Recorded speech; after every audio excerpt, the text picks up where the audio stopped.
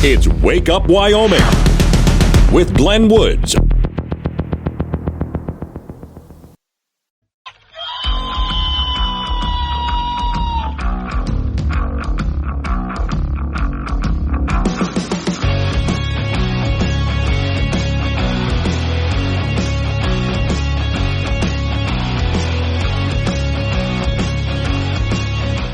Six the time. It's Wake Up Wyoming. My name's Glenn Woods. Thanks for joining me. It is a Wednesday, and over the hump we go. Today's show is sponsored by Sweet and Spicy Toilet Paper.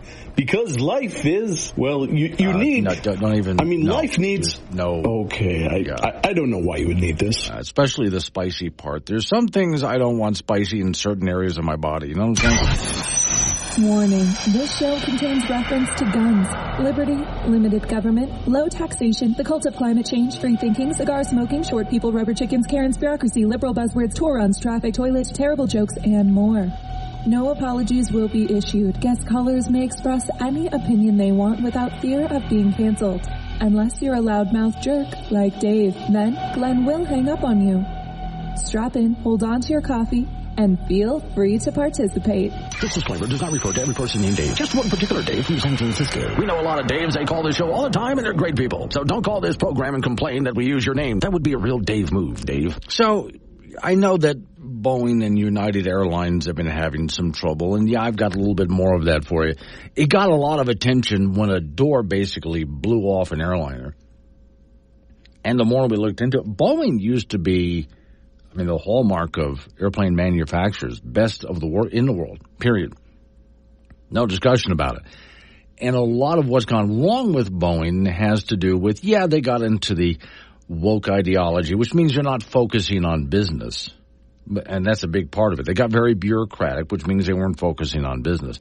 One of the things I like about the free market is if they don't get their act together, they go out of business, despite the fact that they, for a very long time, have been, again, one of the hallmark aviation industries of the world, from both military to commercial to private. Well, here's the latest.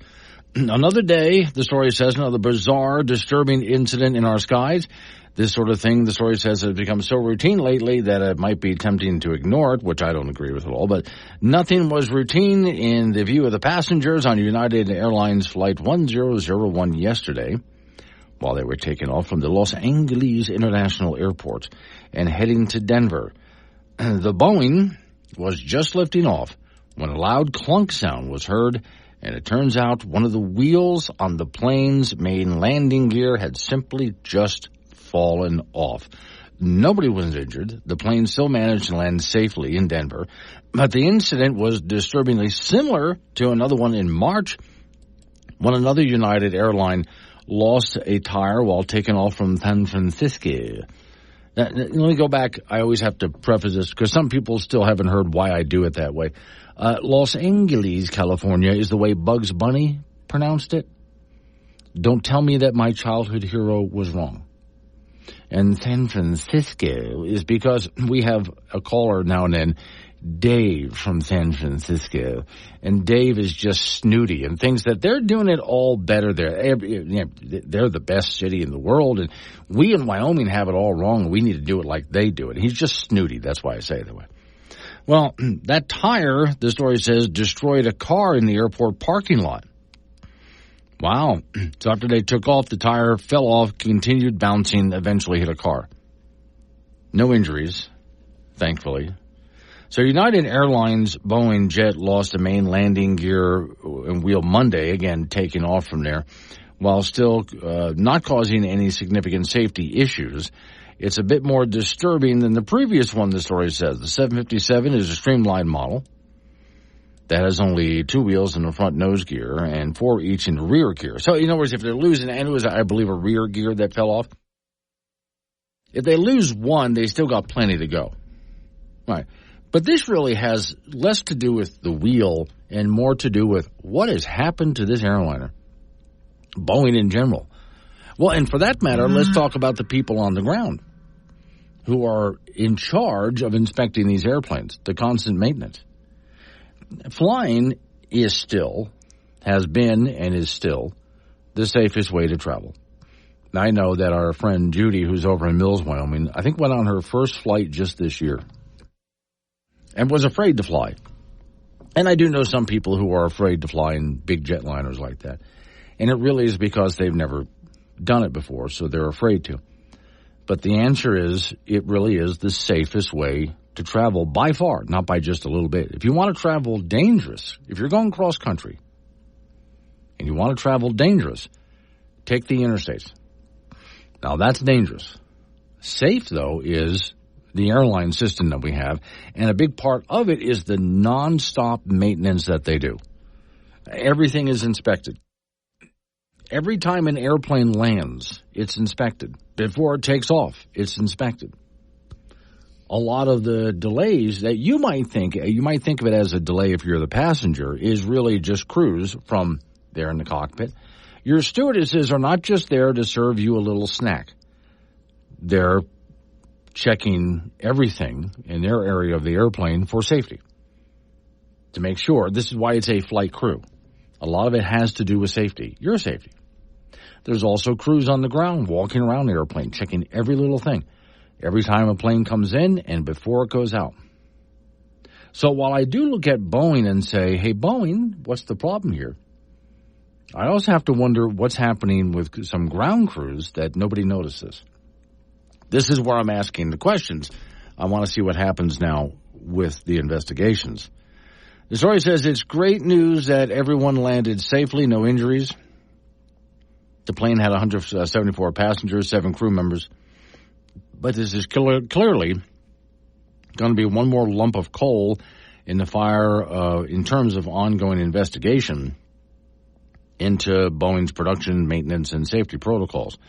When manufacturing and performing maintenance on any sort of vehicle capable of rolling along, you would imagine that literally keeping the wheels attached, the author says, well, that's top of your to-do list. So, all right. All of these inspections and delays appear to be impacting Boeing's delivery schedule. In other words, this has a bigger effect on all the other airplanes that are trying to manufacture and deliver. 2 of the 737 MAX jets were sold to unnamed customers, and another also sold in Alaska Airlines to replace the planes that had that door hinge problem a while ago. So that represents a 70% decrease from the company's sales during the same time period last year, so they're having problems with this.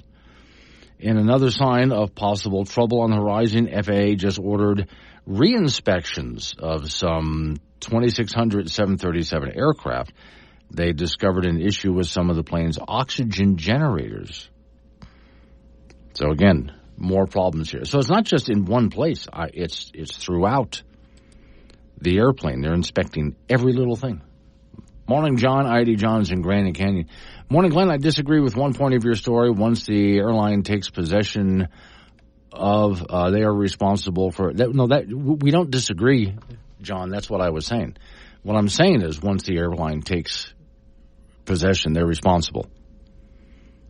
Okay, in this case, it's United's fault. So you see, we don't disagree, John, because that's what I was saying is, yes, Boeing has to be careful about when they manufacture the airplane. Yeah. But that's why I started talking about inspection crews at every level. You know, from when the airplane is ready to take off, when they're ready to go. They start their mornings, the airlines do, John, by inspecting the airplane end to end. That's also why I talked about the flight crews and the maintenance crews on the ground, which don't belong to Boeing. And then once they land the airplane, immediately they're inspected again. And then inspected again before they take off again. So that's a lot of inspections, in which case you got to ask what's going on here. So between Boeing has had manufacturing problems, like, for example, their door latches, which is why one of the doors blew off. They've had other problems, too. Their oxygen system, that's a Boeing problem. But then what's happening at the airports at the same time? So, yeah, we have a bit of a problem here. It has always been the safest way to travel, and I'm hoping they step up and keep it that way. 911, what's your emergency? I'm looking at a UFO in the woods. All right. Where are you? I'm behind the lumberyard on 26. There's this huge orb of purple light. Okay, stay where you are. We're going to send someone to check it out. What if I am to be our planet's ambassador? Just stay put. Yeah, that's what I'm thinking, too. Okay, I'm gonna put you on speaker. What are you doing? Strip it down. No, sir. Please put your clothes back on and wait for the patrol car. This is my moment. I'm getting in that thing. You just keep recording this for science. Sir. Welcome, overlords! I am Steven! Oh, no. What's the matter? I've intruded on a fancy party. Mm-hmm. And what about the orb? It's a disco ball. And you're naked? Yep. Hey, the mayor's here. Looking good, Mayor? This program is intended for immature audiences only. Wake Up Wyoming with Glenn Woods. Weekdays at 6 on air, on Alexa, and 24/7 on the Wake Up Wyoming app. 6:23 is the time. It's Wake Up Wyoming. It's a Wednesday. Okay, so today, temperatures on the warmer side again, and then we go over a bit of a hump, and on Thursday, for this region, things get really hot, and especially when we get to Saturday, Sunday. A lot of forecasted really high temperatures. It's going to depend on where you are, but some people will get just a little bit over 100 degrees. Now, right away, of course, here comes your cult of climate change. Oh, my God, record-setting temperatures. It's never been like this, really. Let's go back and take a look. So, okay, we're going to go back to 1933. All right, so I'll take June, because June of 1933, and July too, had temperatures that were really record-breaking. Again, 1933. And remember, back before then, we had gone through a really cool period with some record low temperatures. And we got into the 30s. That's Dust Bowl era. So we get to temperatures that are much higher. Washington State and Oregon had topped out at 105 degrees. Now in 2024, in June and July, those states topped out at 98 and 101 degrees. Okay. We get into California, June 1933, topped out at about 120 degrees, and it was about the same for the heat wave they're going through right now so far, about the same temperatures. We're here in Wyoming. Let's take a look at that. June and July 1933, the highest temperature recorded was 104 degrees. Now, forecasted possible, we don't know, we'll have to wait to see what happens this weekend. Forecasted possible high temperature will be about 104 degrees. Same thing. Over in Utah in 1933, they had topped out at 107 degrees. So far, their forecasted high has been 105. Do you see where I'm going with all of this? As I look across the country, and I see, we're talking about, Texas is a good example. Now, back in 1933, Texas, the forecasted high between June and July, hit about 109 degrees. Now, this recent heat wave, they did get to 115. But that's one rare place, because there's a lot of other places. Like, let's go right down the middle of the state. Let's go from North Dakota to South Dakota. We'll go down to Nebraska and just head on down, right? Temperatures were 110, 113 for the Dakotas, 114 for Nebraska. Okay. Let's see, that was back in 1933. 2024, starting up there with North and South Dakota, 97 is their high, 105. These are lower temperatures. Nebraska, 106. Yeah, so you see what I'm doing here. The temperatures were not as high. High temperatures? Definitely. Really warm days? Absolutely. But in most of these states, they didn't break any records. This was what happens when you actually go back through the record book to take a look at what really happened compared to what you're told by, again, the cult of climate change and news media. Oh, my God, we've never seen it this warm before. No, we've seen it warmer. Now, after the 1930s, temperatures dropped again. And in fact, when we got into the late 60s, early 70s, remember the question back then was, are we heading for another ice age? And then things began to warm up again. All right. So here we are in a warm period again, but we could definitely drop off again after that. Don't know. We'll have to wait and see. But what are these long-term fluctuations we're seeing here? Almost like there's some kind of a pattern, a trend? Yes, that's about what it is. Some kind of a pattern, some kind of a trend in the longer term. So you have your basic four seasons, But then there's other trends which are much longer than that, which brings things hot and cold. And okay, remember at one point, Wyoming was a sandy desert like Iraq, but at another time it was under a mile of ice. So these things continue back and forth. My point is we're going to hit this weekend. It starts Thursday. Things start really getting warm. Friday's worse.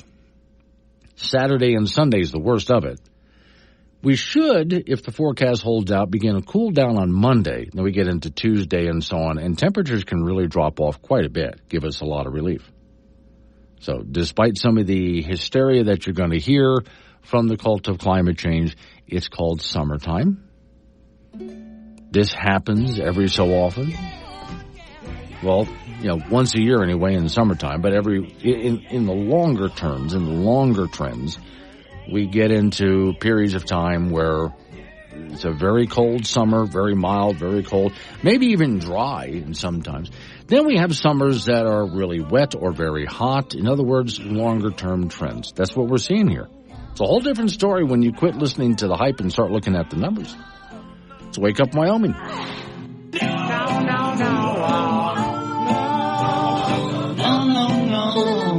No, God, please, no. Oh, yeah.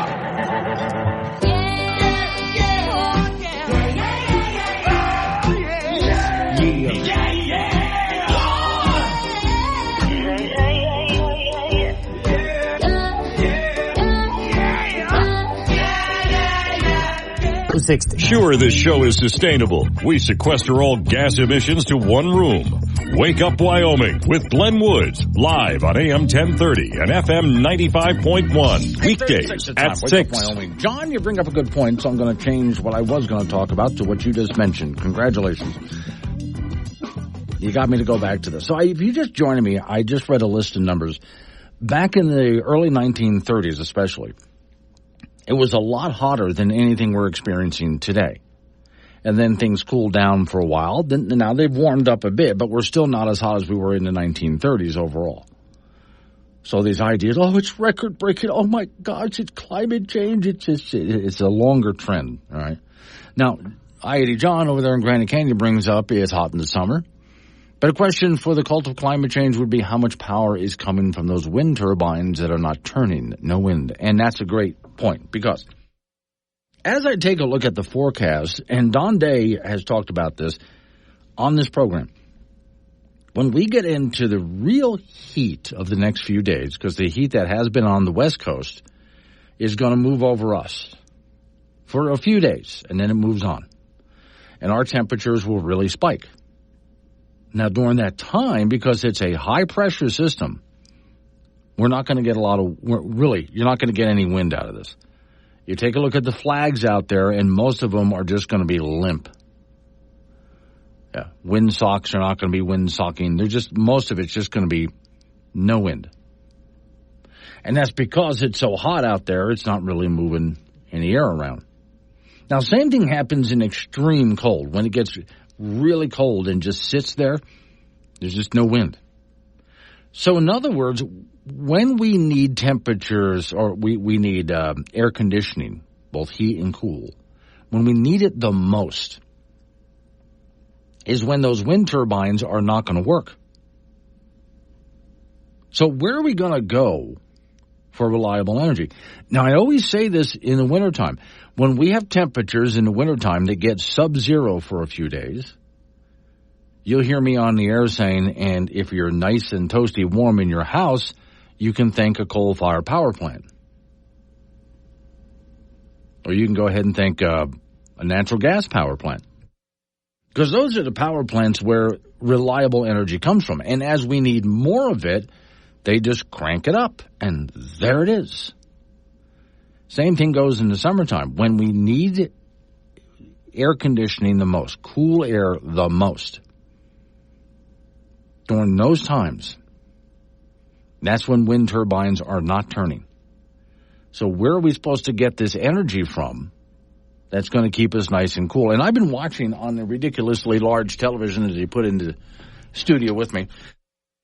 There's reports from Texas They've got a bit of a problem. Of course, a hurricane moved through, dropped out power for a lot of people. That'll be on pretty quick. But, of course, the very next thing that happens right after the hurricane moves through is a heat wave moves in. And without power, there's a lot of people who would love to just stay home and keep cool, but they can't because power's out. Okay, they'll get those lines up and running again. But what do we do here in the meantime? We didn't get hit by a hurricane. What do we do in the meantime to keep cool? Were we supposed to rely on wind turbines that aren't going to turn? Wouldn't it be nice if we had reliable energy? Oh, we do. And it's right under our feet, isn't it? Yeah, coal and natural gas. Just go ahead and crank it up, and as we need more, we'll crank up even more. Now, in Texas, they have places they're asking people, if you're really having a hard time, you can go to these facilities where we're going to be running cool air.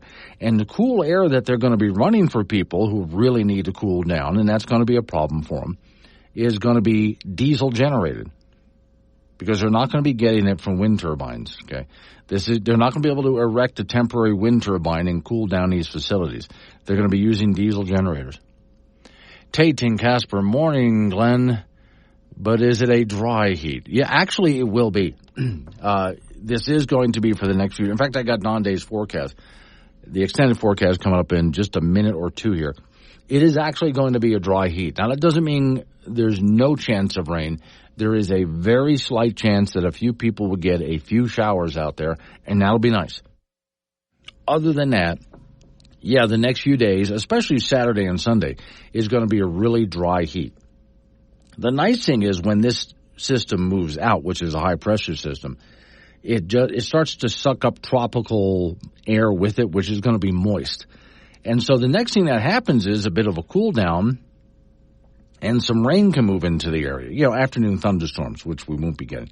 So, yeah, it actually will be, in all seriousness, a dry heat. And I'm going to be reminding you of this over the next couple of days.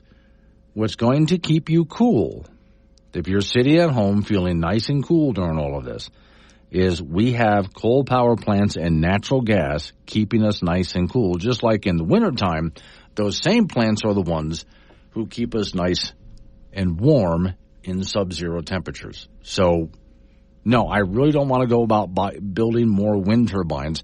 They don't help us at all, really. But especially, they don't help us when we need it the most. I mentioned Don Day. Here's that extended forecast. The only show broadcasting from a bunker under Devil's Tower. Hey, it's cold down here. Wake Up Wyoming with Glenn Woods, 6 a.m. weekdays on AM 1030 and FM 95.1. Okay, Frank, you're going to be hanging out at the fair in Casper all week, right? Oh, yeah. I was at the parade yesterday. Went to the rodeo last night. It's a nice crowd. Yeah. Weather was decent before it gets real hot, so it was all good. Okay. Now, here's, and I like the fact that our friend down the hall, Drew, put this up. He just started an article about weird Wyoming fair food, which I love to try. Yeah. Now, we'll start with the basics. Funnel cake. Basics. Well, as soon as the rodeo was ended, for some odd reason, you can smell it. Oh, yeah. And it just depends on what kind of toppings they knew all the people would be coming out of the arena. Oh, they could smell that, yeah. Okay. Corn dogs, really good at a fair. Now, what's this? Deep-fried Oreos. Yeah, I've heard that. I haven't tried it yet. And what about this? Deep-fried bread. Haven't seen that. Okay. It's homemade deep-fried Indian flatbread. I've never tried that yet. But it's not like Indian tacos. Yeah, I guess so.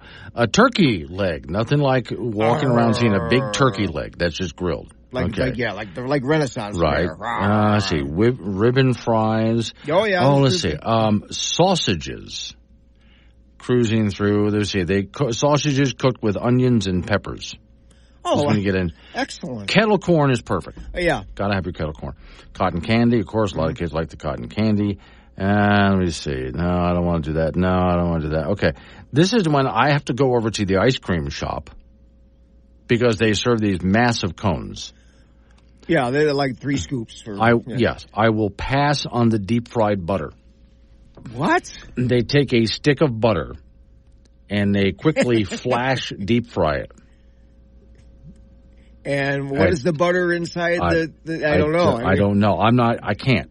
I mean, can you imagine you just sitting there eating a stick of butter? No. Yeah. Not really. This is when you're getting a little too weird for me.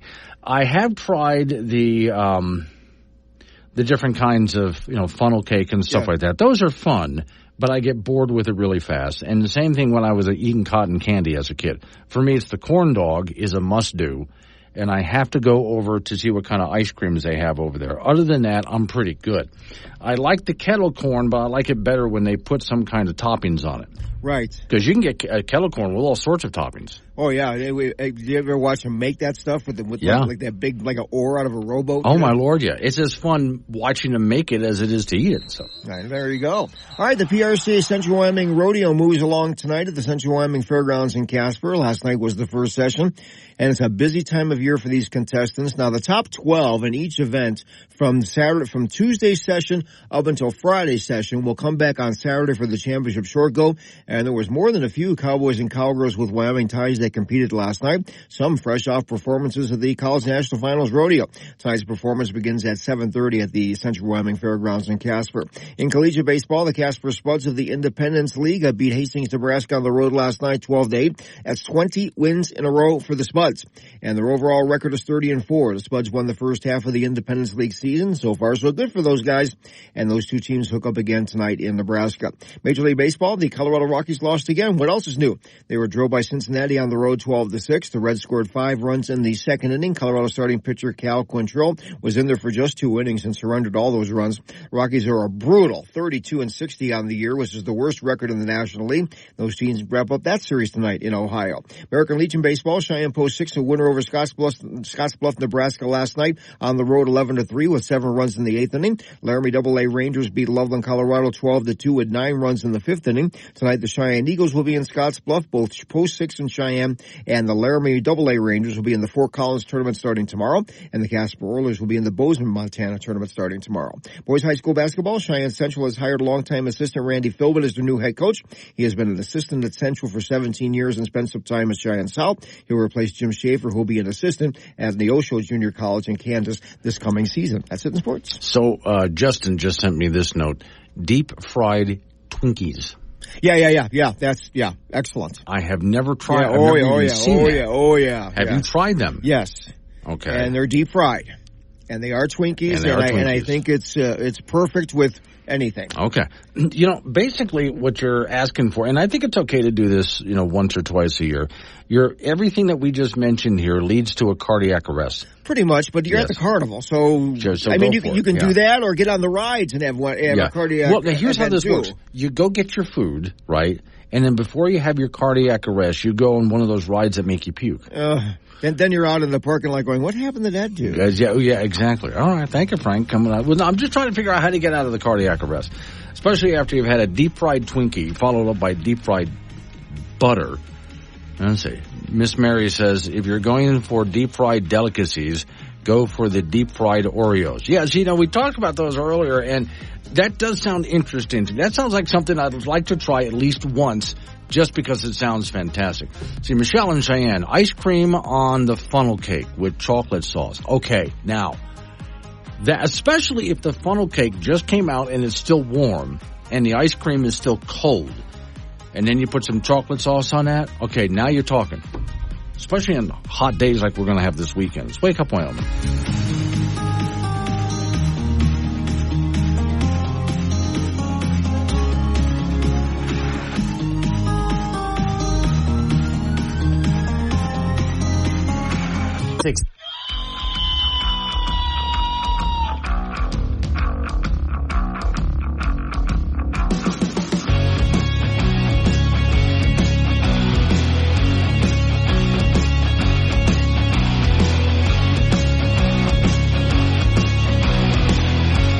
Six the time. It's Wake Up Wyoming. It is a Wednesday. If all goes well, your Wyoming Secretary of State Chuck Gray wanted to come on and talk about some election integrity and so on. I will mention to him that it'll be 7:20 this morning. So about less than 20 minutes from now. This is me trying to do math. 15 minutes from now? 14? Something like that. You get the idea. This half hour. So anyway, boy, I got myself to the weeds on that one, didn't I? Hang on, let me grab some coffee. I didn't want to sound like Joe Biden. Today's show is sponsored by Sweet and Spicy Toilet Paper. Because life is, well, you need, life needs, okay, I don't know why you would need this. You just simply don't. Other than a gag gift, something like that. So we have on Thursday night a program going on for those people in Casper, Wyoming, which I've been asked to host because they wanted someone who would be just fair and impartial about it. And that has to do with the idea of a rock quarry going in on Casper Mountain. And you've heard about the issue on this program many times over. So what they wanted to do, those people putting on the program, was get both sides and have a discussion where the people, well, the company, in favor of the rock quarry would go ahead and, it's a gravel pit, that's I think a better way to put it, would go ahead and give a quick presentation about why they want to do it there. And then there's an opposition group that doesn't want it on Casper Mountain, and let them give a quick presentation, and then open it to some questions from the general public and have an adult discussion about this. However, the organization that wants to preserve Casper Mountain and not have the gravel pit has given a list of reasons as to why they just don't want to show up. And they just don't think the whole thing will be productive, which I disagree with. I think this is a great opportunity for them to have a discussion in front of the general public with also the gentleman who runs the company who wants to put the gravel pit in. So far, and they could change their mind about this, we'll take them. But so far, this is going to be a one-sided discussion. However, the general public is still allowed and encouraged to show up for this. So here's what's going to happen. Thursday, at the Ramkota, doors open at 5:30 p.m. So go to the Ramkota, look for the doors open at 5:30 p.m. in that conference room. I'll be there hosting the thing. And, of course, it starts at 6, which is normally the time that I go to bed. I will take a nice nap beforehand. We'll hear a presentation by the gentleman who's running the company that wants the gravel pit, but then open it for, again, a discussion and questions from the audience. And anybody who's in opposition to it, please do show up. The only thing as host, the only thing I'm going to make sure of is that this is an adult discussion about this, because there's been a lot of things said back and forth that's made it a really heated debate and discussion, and that's what we don't want. We want the adult discussion, which, again, is why I'm flattered I was asked for that reason to show up and moderate the whole thing. And anybody who's in opposition to it or in favor of it, please do show up and take part in the discussion. I'll make sure everybody gets a chance to say a little bit of something during this. So, again, it's going to be Thursday night, Casper, Wyoming, at the Ramkota. Doors open at 5:30. The event starts at 6 o'clock, so we have a chance just to get everything out in the open as we continue down this road to find out if we're going to have a gravel pit up there or not, because it's not been settled yet. All right, let's get out of Wyoming real quick and go to New York City, because you're going to love this. See, some major cities do things in the dumbest way, and we're supposed to see them as smart. It's like when we go to California. California, boy, especially Governor Gavin Newsom, he thinks he's just the smartest guy ever as he completely destroys the state. Well, okay. I'm going to take a look at the mayor of New York, Mayor Adams, as he introduces a radical new technology to get rid of trash. If you know anything about New York, you know there's a lot of trash in the city and in the streets. So this new thing is called a trash bin.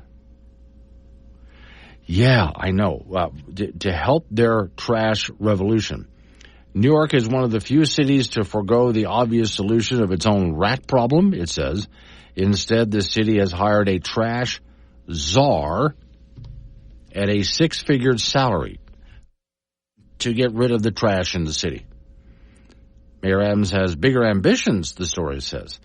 He asked McKinsey, a huge consulting firm, to explore a radical idea of making sure everybody has trash bins, and has paid them $4 million to look into the issue. Wow. So again, this is a major city. This is not like a neighborhood with your basic yards and so on. This is a big city. But we have trash bins out there and spend $4 million to study the problem of trash, and then pay a trash czar a six-figure salary to be a trash czar.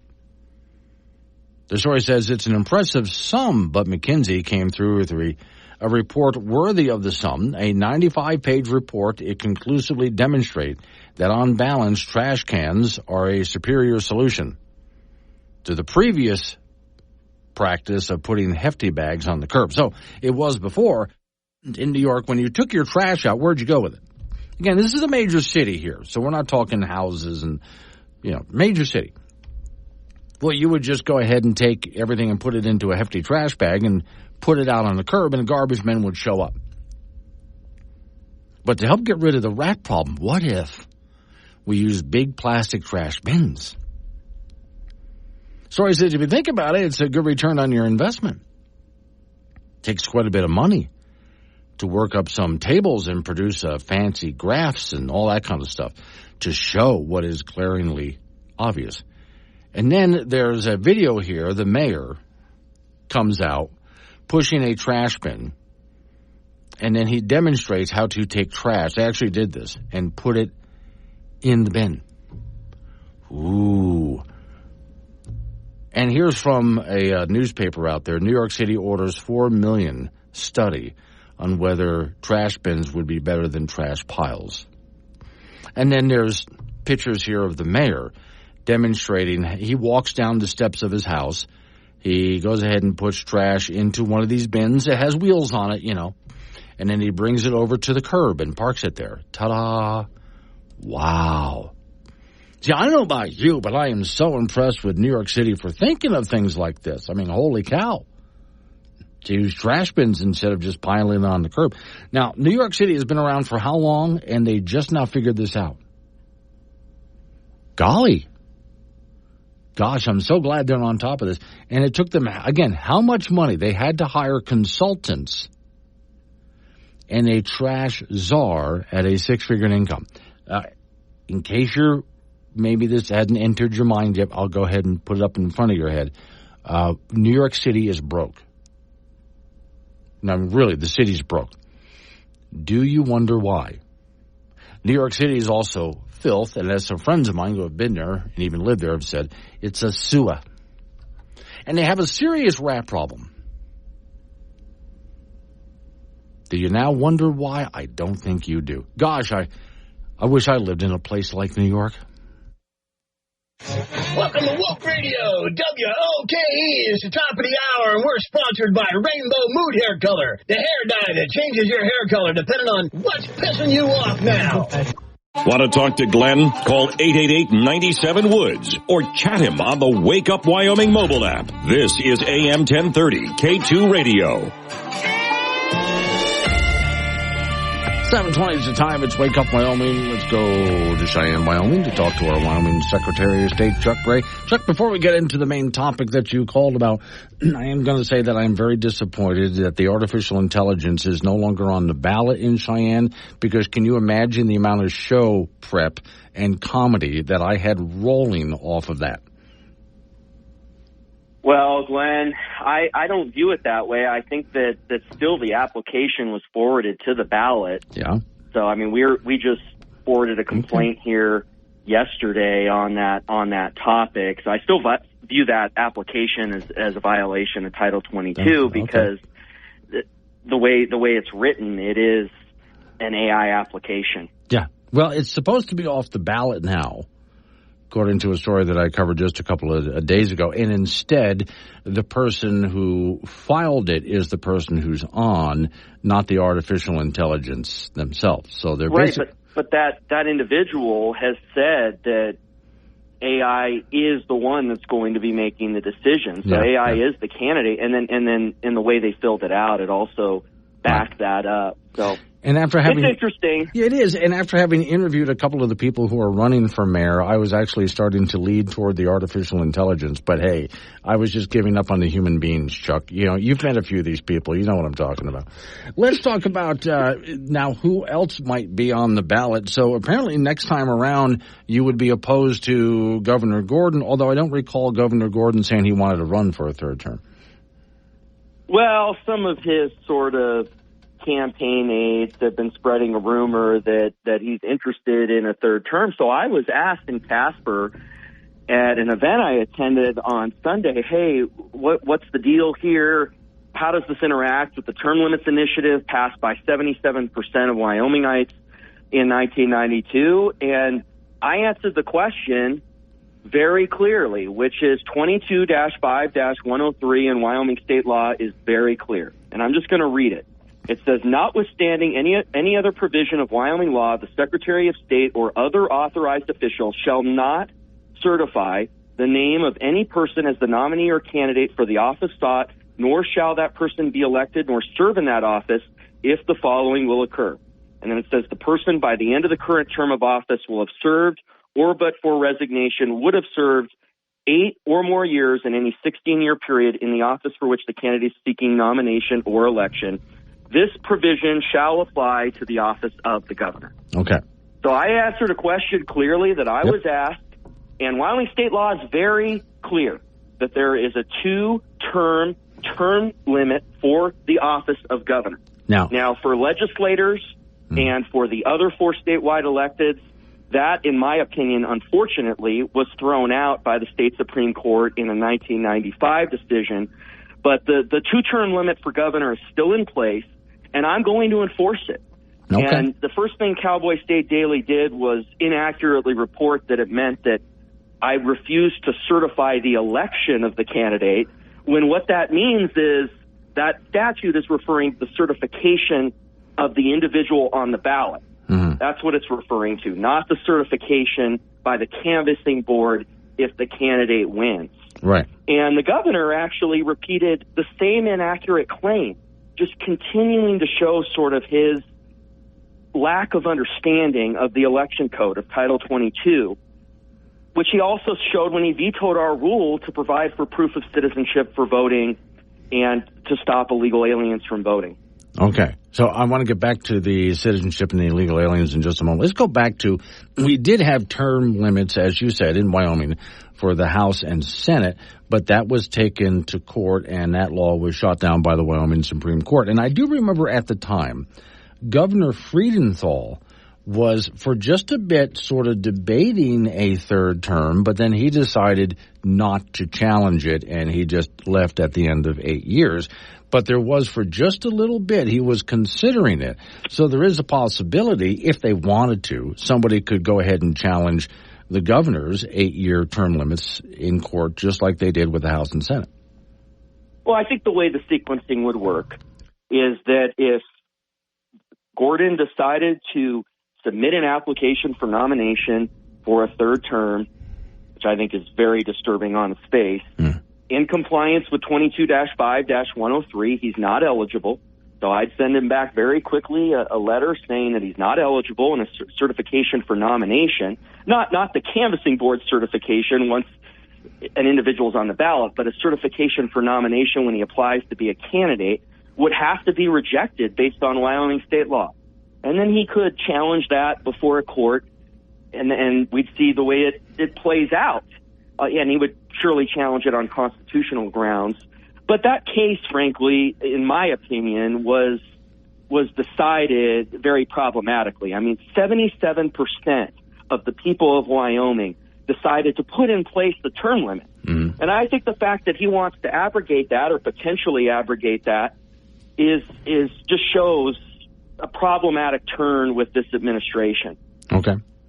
All right, so we'll see what Governor Gordon does there, because so far it's been tossed out there, but I haven't heard anything from Mark Gordon yet as to what he wants to do.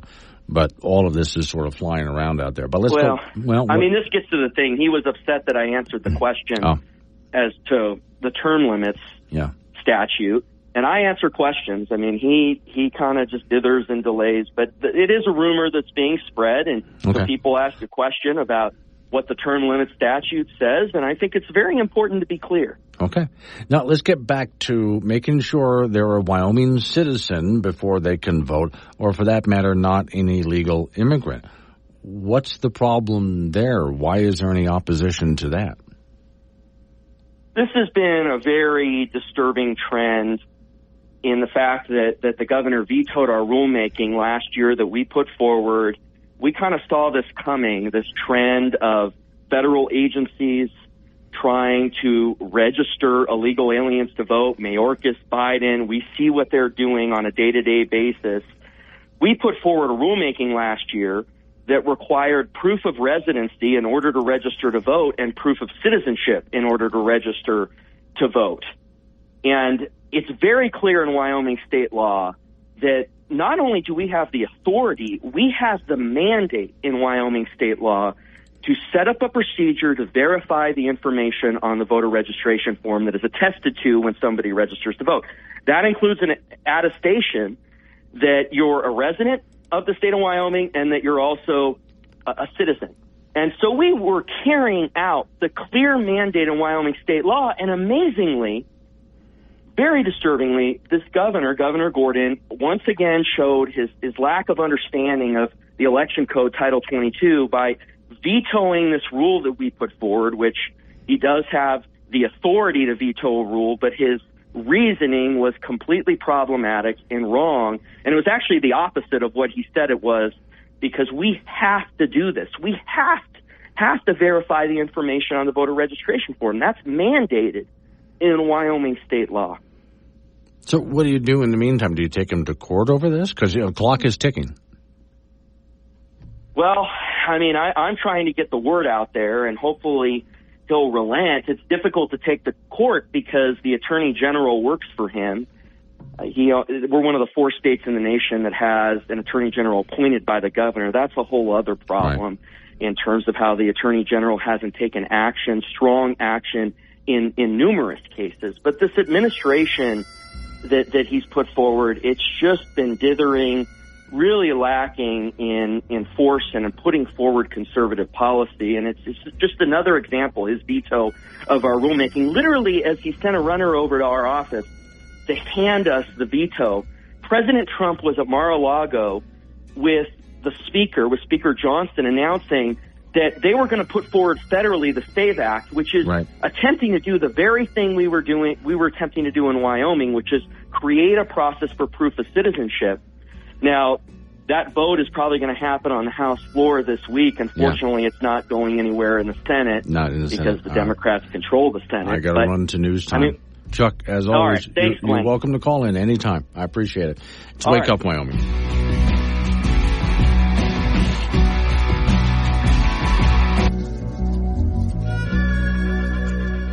Wake Up Wyoming with Glenn Woods on K2 Radio. Join the conversation at 888-97-WOODS.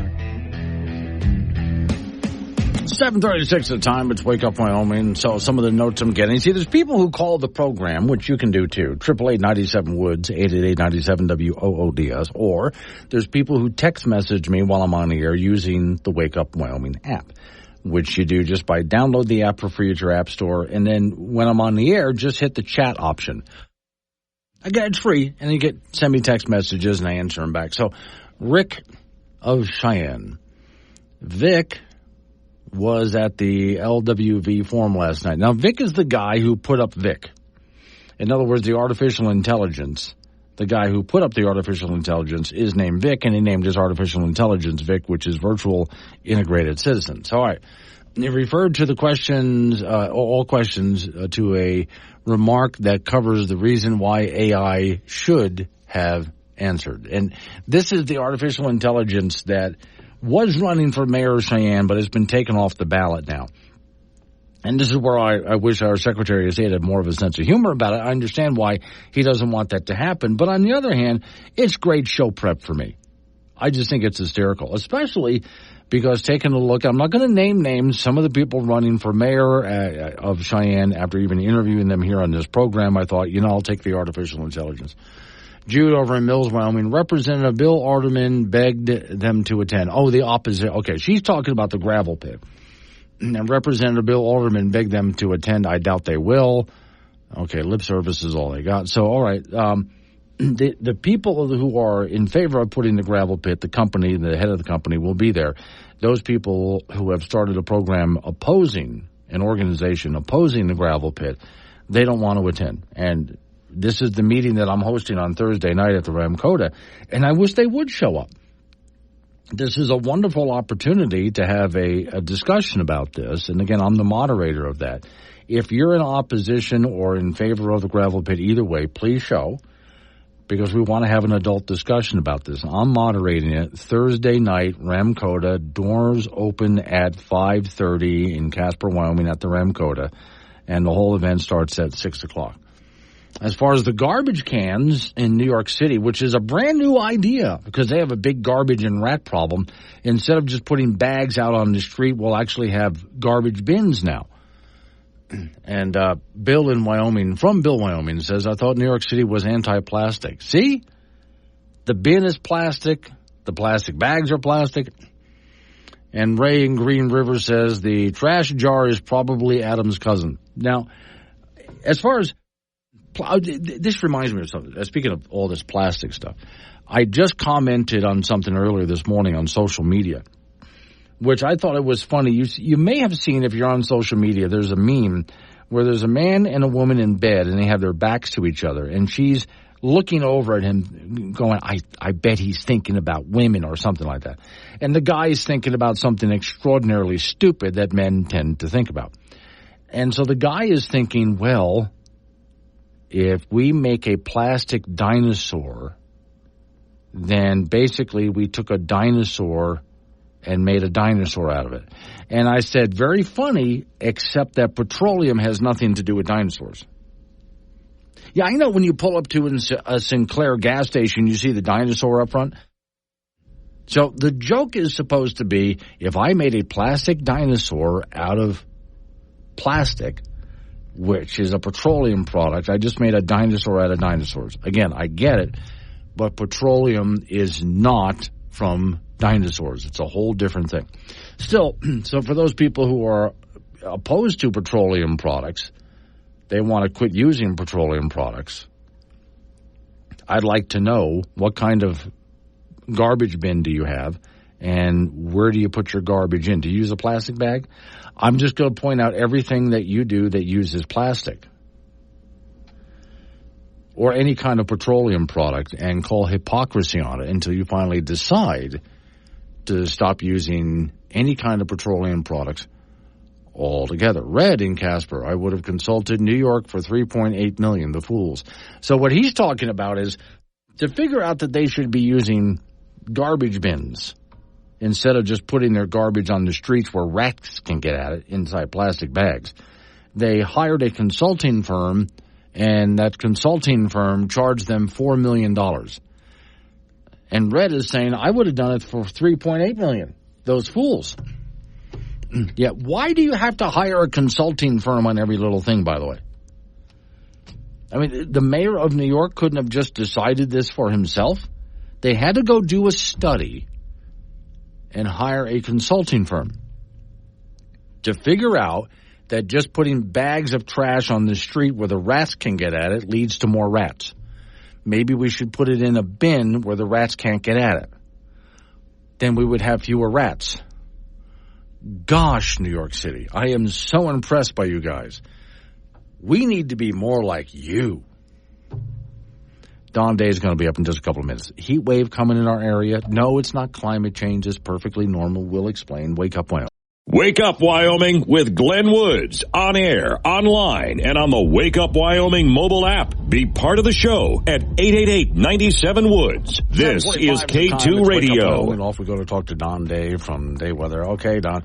Sounds to me, based on your morning weather report, that this is one more day where things almost don't suck, and then starting tomorrow, they suck. Yeah, today is just an average warm July day across the state, but we're seeing that desert heat creeping ever so closer. It's right into eastern Idaho, the Wasatch Front of Utah. And by this time tomorrow, we're going to be under the eastern edge of this hot, high-pressure ridge. So tomorrow is when you're going to really feel that heat. Okay. Then we get into the weekend. I know it gets quite a bit higher and hotter, although that's not to say no clouds or no rain, so there could be a tad bit of relief in some places. Well, yeah, there is going to be enough cloud buildup in the afternoon hours in the coming days to take a little edge of the heat off, and we're going to have some weak isolated showers and thunderstorms around. Don't expect them to really do anything to green up your lawn. They're going to be kind of spotty, but they will act to maybe cool off those late afternoons a little bit. But it goes without saying, this will be the hottest weather of the year so far. Tomorrow through Monday, especially this weekend, is when the heat will peak. Okay. Now, that drop-off after Monday actually, I think, brings temperatures, of course, by comparison, that are going to seem really comfortable. Yeah. By Tuesday and Wednesday in particular, we're going to see some subtropical air come up out of the southwestern United States, and that's going to really help throttle back temperatures. And also the high-pressure ridge is going to weaken and go further off to the east. But it's a slow process. This thing is moving like a slug. So it's going to be 4 to 5 days of very hot weather before any relief that you're going to be able to notice. Okay, speaking of moving like a slug, if you go ahead and take a look at a flag or a windsock, don't expect a whole lot of movement. Yeah, just when you want a little wind to cool off. Yeah. No, Wyoming says no. Okay. So now with no breeze out there, though, I was hoping that if we did get a little bit of clouds or some thunderstorms, that would at least cause a little bit of air movement. Yeah, a little. Yeah. Not okay. much. Yeah, you don't sound very hopeful there. Okay. So in other words, I would just suggest to people get to where there's plenty of ice cream and air conditioning. And I would say do that. You remember the big toilet paper rush at the beginning of 2020? This needs to be the ice cream rush. Okay, well, don't cause something. Don't cause a dairy crisis. Okay? You don't need one. I think I already have. All right, thank you, Don. I appreciate it. Don, Dave with Dave Weather. So you see, it's a few days, then we're out of this, and we'll be all just fine. Heading on over to the icebox where Frank Gambino is waiting by. Okay, Frank, I don't know why they would do something like this, but Walmart is experimenting at one location. In the middle of the Walmart, they have opened up a Waffle House. Amazing. I love it. Yes. I'll tell you, grocery stores, they've changed. I mean, it used to be just grocery stuff and just whatever they had. Then they started adding coffee shops. Sure. Now they have Waffle Houses. I went to a grocery store in Seattle that had a bar. Wow. Serve beer and the whole 9 yards. Wow. Glenn, this is in the grocery store. Holy cow. Right by the registers. So, in other words, the housewife who just needs to get out of the house for a while is going to go grocery shopping and get toasted while dad is at the local bar. Right. It works fine. Yeah. Okay. Now, Waffle House, you can't beat that because, you know what, I think if you eat at Waffle House first before you go shopping, your shopping bill will be down. Because you don't want to go to the grocery store hungry. There they go. Now, you have a good point there, but here's the other part here. Waffle House is known for people who show up in the middle of the night, like totally wasted, and they get into fights. Have you seen the people of Walmart, especially late at night? I think this is a match made in heaven. I think so. Well, they'll need security, but that's about it. Definitely going to need security there, and I think some matches will be made at the same time because guys who are sitting at the bar at the Waffle House are going to be watching the women walking by. Of course, the women who like to shop in their pajamas. Yeah, perfect, I think. Okay. You know, a cheap breakfast, you know, and their stuff is good. I like Waffle House. Okay, here's what I want to do. I think they have it all. You go over there and you pick up women at Walmart. You take her to breakfast there at Waffle House. Okay. And then right over there in the jewelry department, you can buy her a cheap fake diamond ring. Yeah, for $10, $11. And maybe. then just go shopping for everything you need for newborn babies. Because they have all of that there too. Right there at the Walmart. We have it all set up. PRCA Central Wyoming Rodeo moves along tonight at the Central Wyoming Fairgrounds in Casper. Last night was the first session. It's a busy time of year for the contestants. The top 12 in each event for the competition that is Tuesday, Wednesday, Thursday, and Friday will come back on Saturday for the championship short go. And there's more than a few cowboys and cowgirls with Wyoming ties that competed yesterday. Some fresh off a performance at the College National Finals Rodeo in Casper. So tonight's performance begins at 7:30 at the Central Wyoming Fairgrounds in Casper. Collegiate baseball, the Casper Spuds of the Independence League beat Hastings, Nebraska on the road last night, 12-8. That's 20 wins in a row for the Spuds, and their overall record is 30-4. The Spuds won the first half of the Independence League season, so it's been so far so good. Those two teams will hook up again tonight in Nebraska. In Major League Baseball, the Colorado Rockies lost again. What else is new? They were drilled by Cincinnati on the road, 12-6. The Reds scored 5 runs in the second inning. Colorado starting pitcher Cal Quintrill lasted just 2 innings and surrendered those 5 runs. Rockies are a brutal brutal 32-60 on the year, which is the worst record in the National League. And those two teams will wrap up that series tonight in Ohio. American Legion Baseball, Cheyenne Post 6, a winner over Scottsbluff, Nebraska last night on the road, 11-3 with 7 runs in the 8th inning. Laramie AA Rangers beat Loveland, Colorado 12-2 with 9 runs in the 5th inning. Tonight the Cheyenne Eagles will be in Scottsbluff. Both Post 6 and Laramie, the AA Rangers, will be in the Fort Collins tournament starting tomorrow. And the Casper Oilers will be in the Bozeman, Montana tournament. Boys High School basketball, Cheyenne Central has hired longtime assistant Randy Philbin as their new head coach. He's been an assistant at Central for 17 years, plus he spent some time at Cheyenne South. He will replace Jim Schaefer, who will be an assistant coach at the Osho Junior College in Kansas next season. That's it in sports. Wow. I mean, we're just sort of shuffling coaches here. Yeah, well, it happens. Okay. I mean, we all need to do something different at some juncture in our lives. Except for us, because we don't know anything else to do. As I've said before, radio people do this because they've been fired from every normal job there is. We have nowhere else to go. But I have noticed now and then, especially when it gets to on the, professional level too, but on the high school level, a lot of times they just rotate coaches.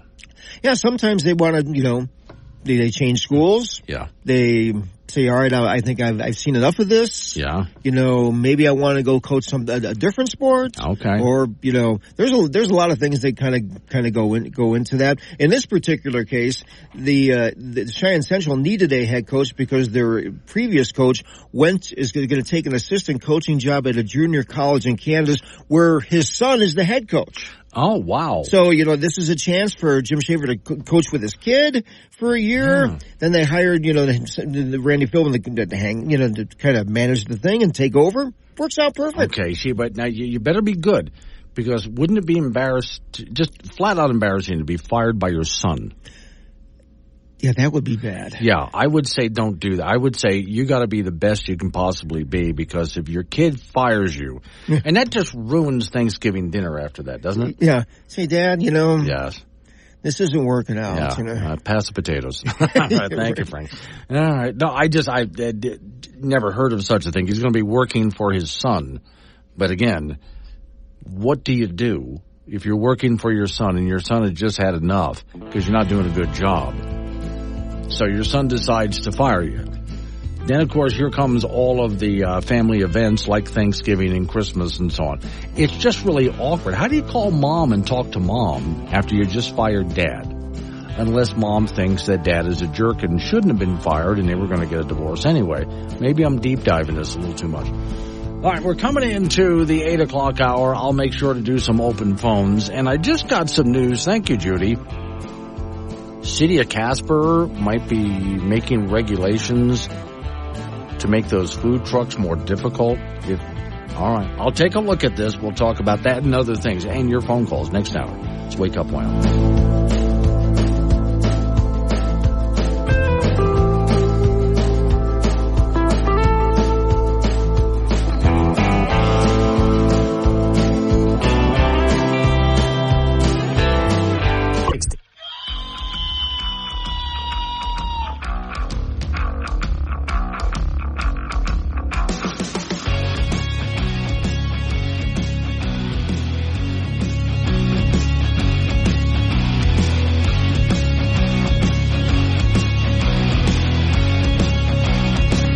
8:06 the time. It's Wake Up Wyoming. My name is Glenn Woods. Thanks for joining me. Before I get into the whole open phones thing, I have the pleasure of having Tom Jones on the phone. And I'm not going to ask you to sing It's Not Unusual. Don't worry about it, Tom.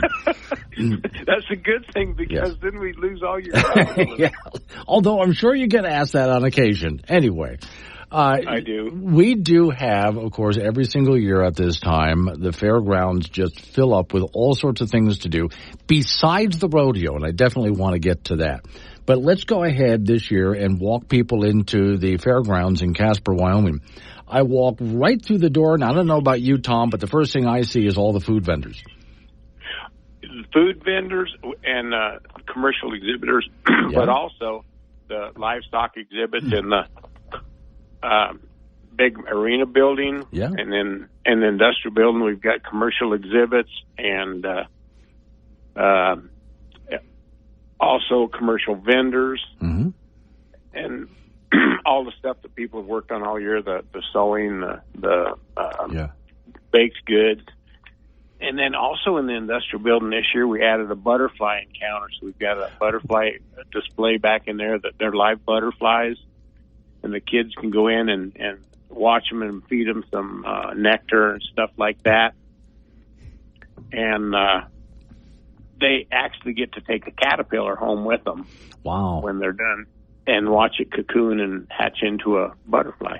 Now, for those people who would love to get inside to these exhibits, I mentioned inside because it's going to be hot this weekend. It really will be. But there's plenty to do inside where it's air-conditioned. But let's not also forget, besides all the different kinds of entertainment that you have going on, I've noticed that there is a stage set up outside where people can just grab some ice cream and sit under some shade trees, is where you had it last year, and enjoy some live local music.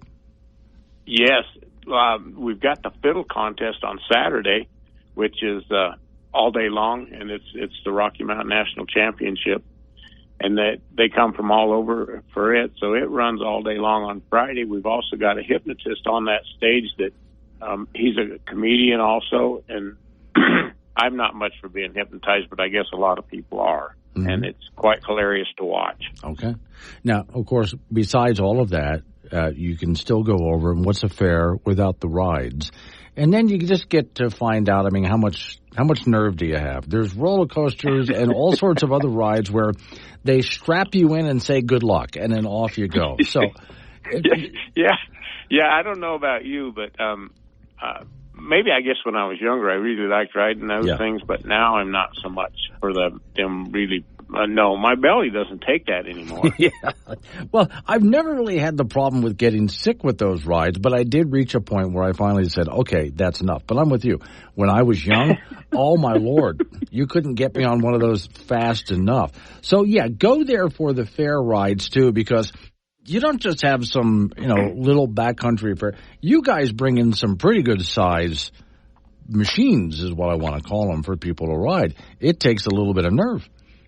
Yeah, and we are one of we are the biggest midway in Wyoming, but this carnival is one of the biggest. They come from Las Vegas and from Texas, so it's a pretty big outfit. Yeah. All right. Now, all of this course is centered around the rodeo, which happens daily, nightly. How does that work? Every night starts at 7 o'clock or 7:30.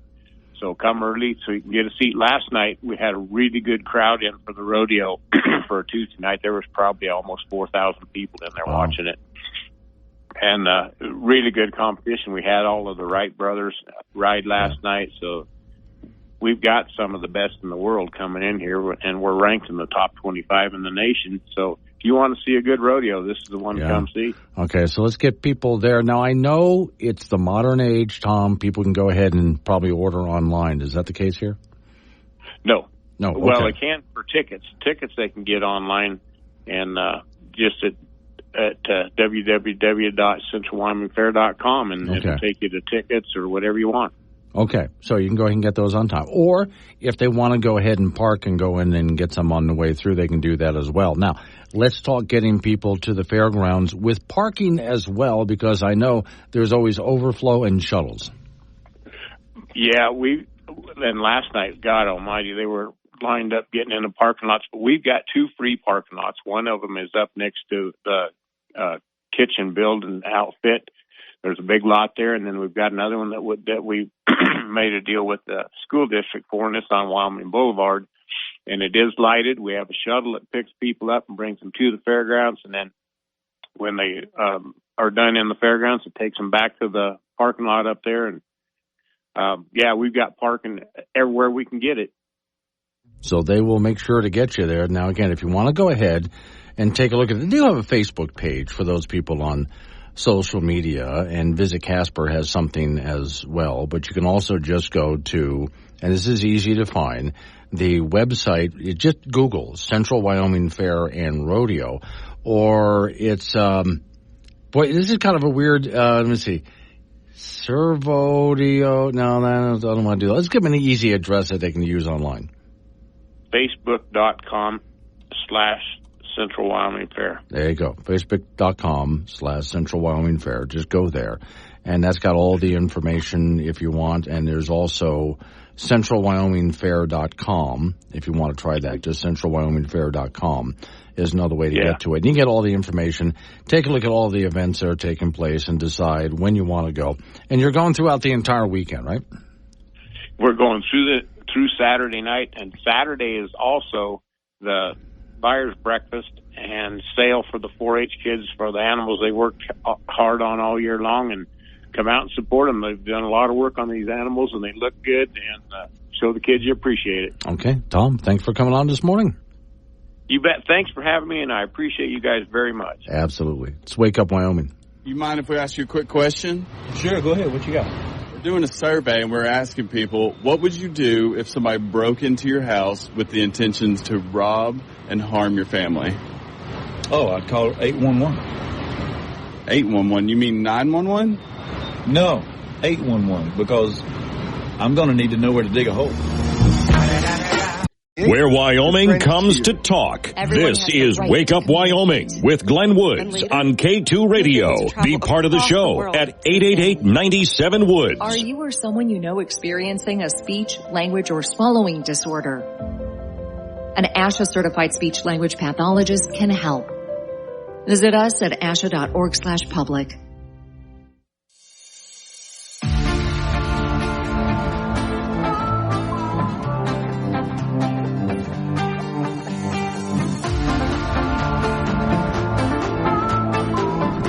Eight teams at time. It's Wake Up Wyoming. My name is Glenn Woods. Thanks for joining me. Now we reach the most dangerous time of this program every single day.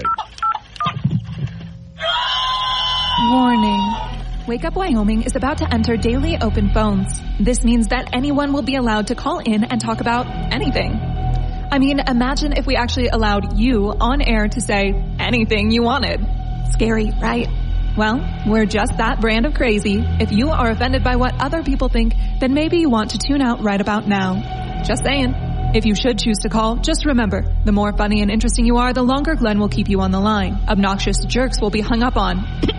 Dave, all right, strap in, and let's do this thing. 888-97-WOODS, the phone number. That's 888-97-WOODS.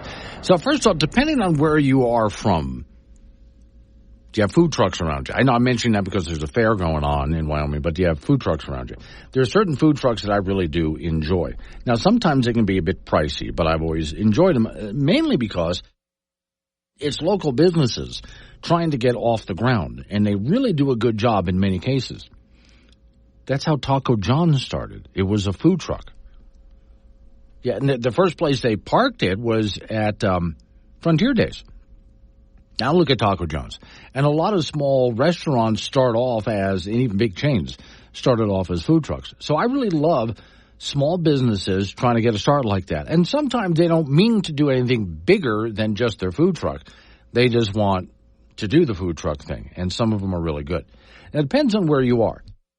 For those who work out at different sites, whether it's construction or oil or whatever the case is, you're used to food trucks showing out there because, well, you're out there working and they know you're going to get hungry.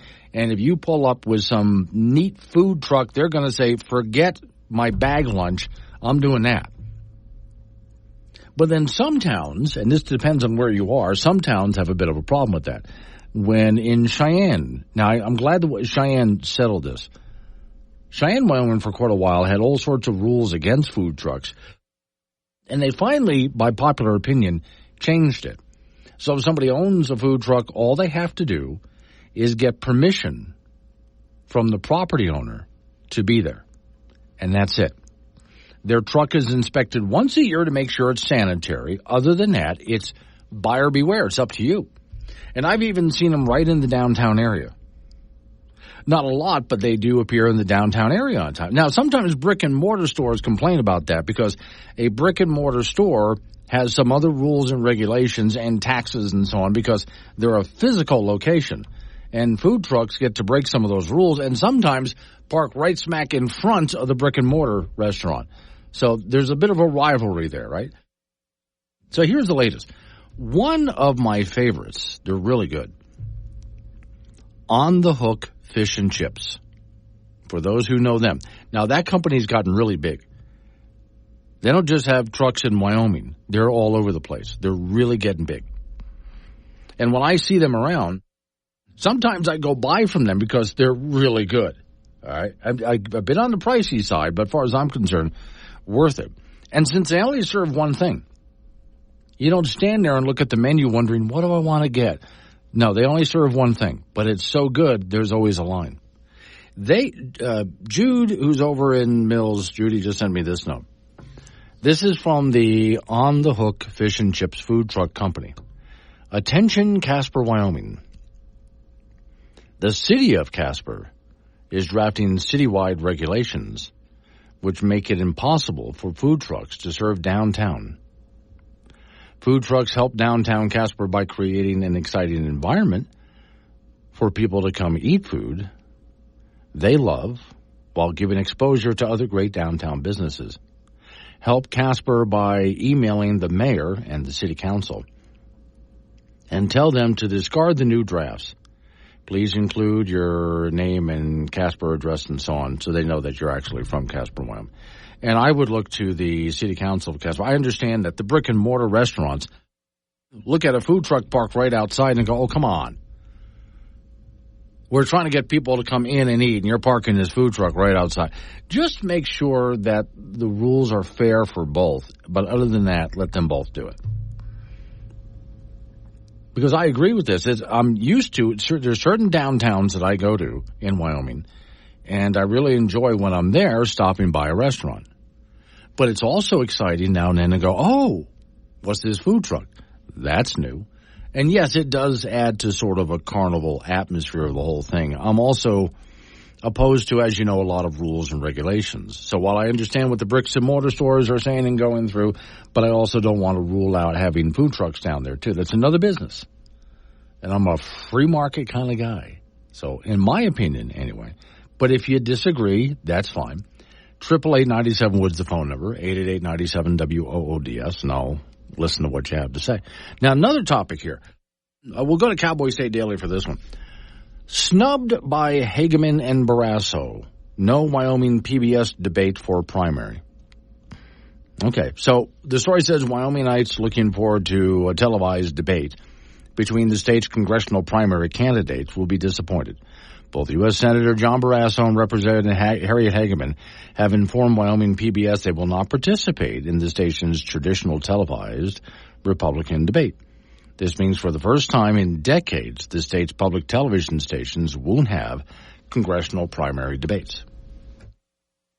Now, I don't know their reasons why.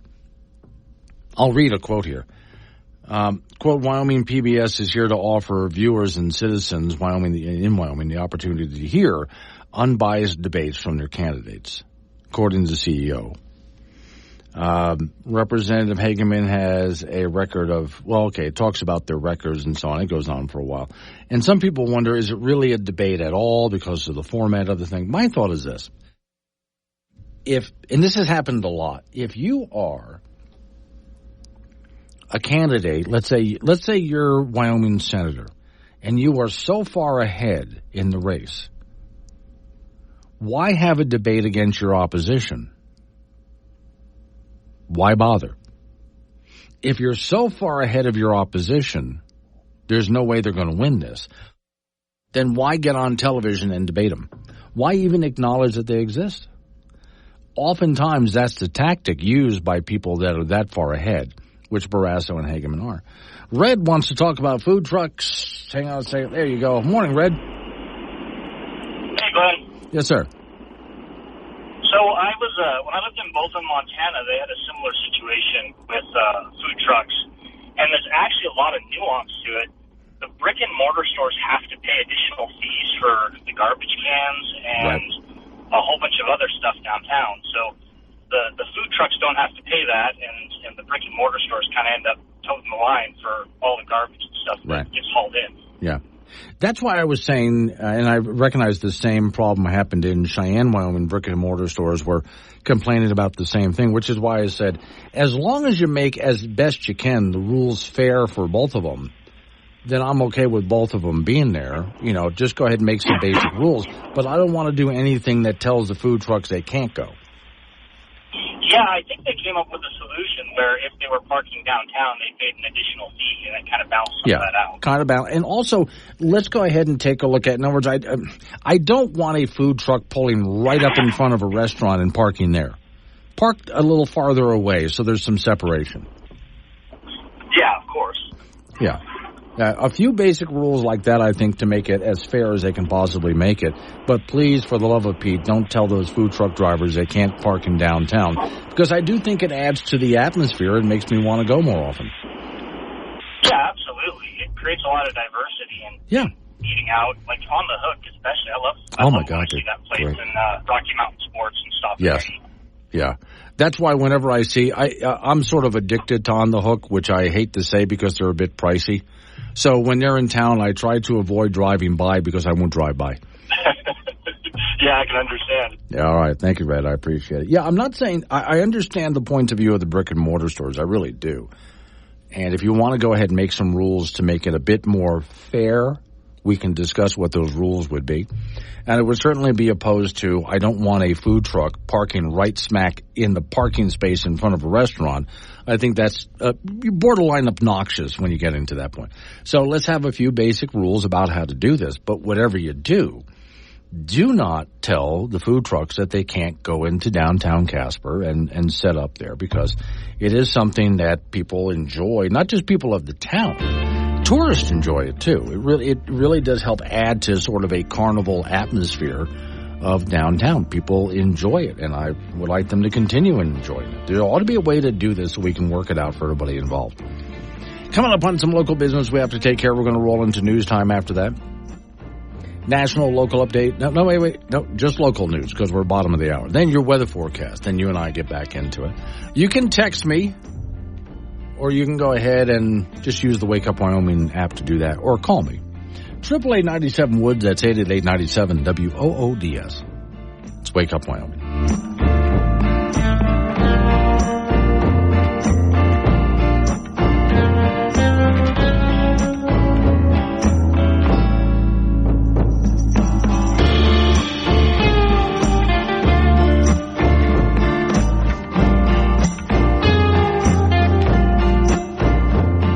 Wake Up Wyoming with Glenn Woods on K2 Radio. Got something to say? Chat him on the Wake Up Wyoming mobile app or call 888-97-WOODS.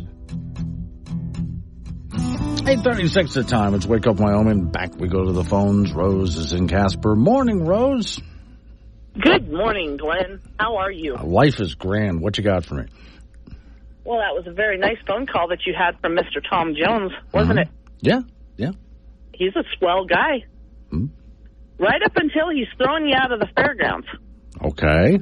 What happened? So last night, I was down there and walking around talking to the people and handing out a card because I am campaigning. Right. And Tom Jones comes up and starts yelling at me that we're not passing out cards. I can't be there. If I don't leave, he's going to get the sheriffs to escort me out. Okay. It's a public facility funded by taxpayers. I was doing a little research on campaigning, hanging out signs and stuff, and even that is allowable. So is this a dictatorship? Is this socialism? Is this communism? The other side of this point, or other fact is that I'm a private citizen running for an office.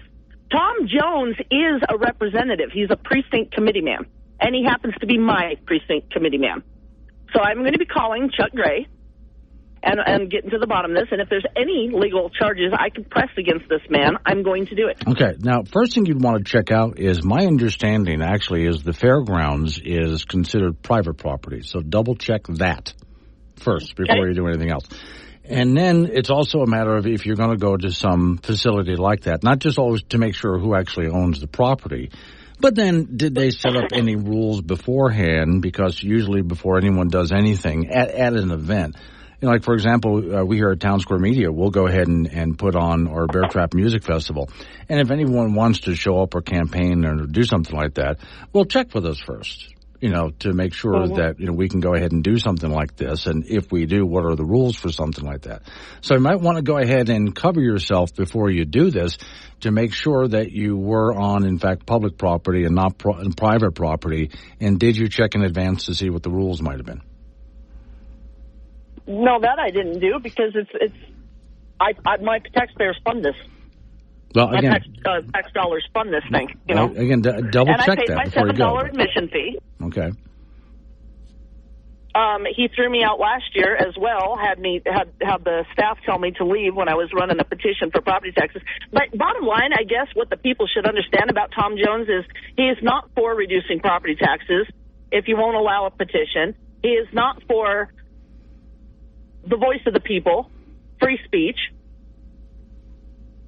Is this what we want for a representative? Okay. Because Bill Alamand would not do this. Guaranteed.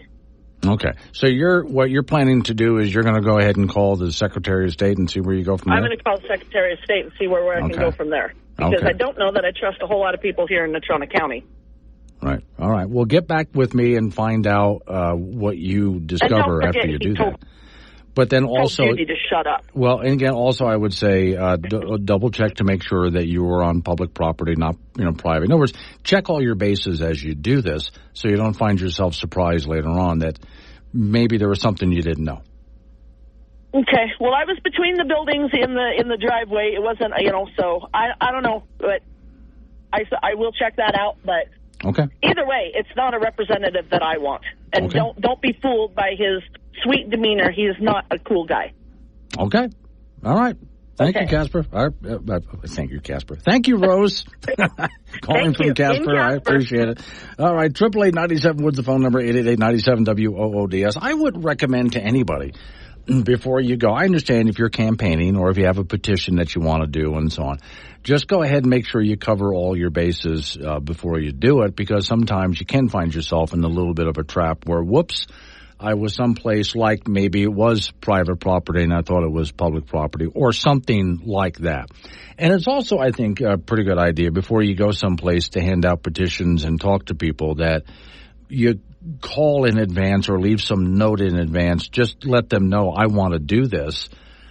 You don't necessarily always have to ask permission. If you wanted to do something like that in downtown, for example, you can just go ahead and do that in downtown. But there's other places where there are some rules for a reason, and so it's a good idea to go ahead and cover all of your bases and ask in advance. All right, 888-97 Woods is the phone number. That's 888-97-WOODS. You can go ahead and talk about what I'm talking about, change the subject. That's all fine by me. I was, and I want to finish up a little bit of what I was saying a couple of minutes ago about our representatives. Well, first off, our Senator Barrasso, but also our Representative Harriet Hageman, not wanting to do any Wyoming PBS debates, which would be primary debates at this point, because we haven't gotten into the general election. And PBS is used to having candidates, multiple candidates on the debate stage. Now, when let's say the House of Representatives was left open and we had multiple candidates, but we didn't have anyone. In other words, we got rid of, let's say we get rid of Liz Cheney, and now there's a bunch of people wanting to run. I can see doing a debate then, but what happens if you already have the chair? You already have the job. And anybody running against you is so far behind, there is no point for you to even acknowledge that they exist. That is often what's done by political candidates, especially in a state like Wyoming, but this is not the only state. To engage the person in a debate is to acknowledge that they exist.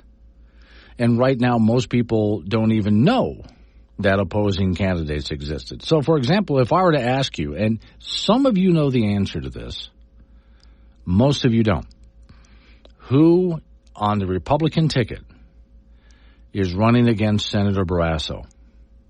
Some of you know that, most of you don't. Who on the Republican ticket is running against Harriet Hageman? Some of you know the answer, most of you don't. Now, as far as when we get to the general election, who on the Democrat ticket is running against Barrasso? Exactly. Who on the Democrat ticket is running against Harriet Hageman? I don't think there's really anybody, except for maybe a couple of other Democrats. There's really nobody out there who can who can name the person or people. If that's the case, if you were in their position, would you bother to answer anything that they had to say? Whether in a political ad, would you challenge them? Would you offer debates on television, radio, or anywhere else? Okay. In their position, you see what I'm getting at. Probably the best thing to do is just spend your campaign money putting ads out because you're already so far ahead. Hey, I'm running for re-election, and just leave it like that, which is why Wyoming PBS will not be. I know there are people running against Senator Barrasso, but again, as much as he can catch a lot of grief, especially on programs like this, Senator Barrasso can catch a lot of grief from people who don't necessarily like him as a senator. And yet, when it comes to the primary, he always just cleans up. He wins by landslides. When it comes to the general election, he wins by landslides every single time.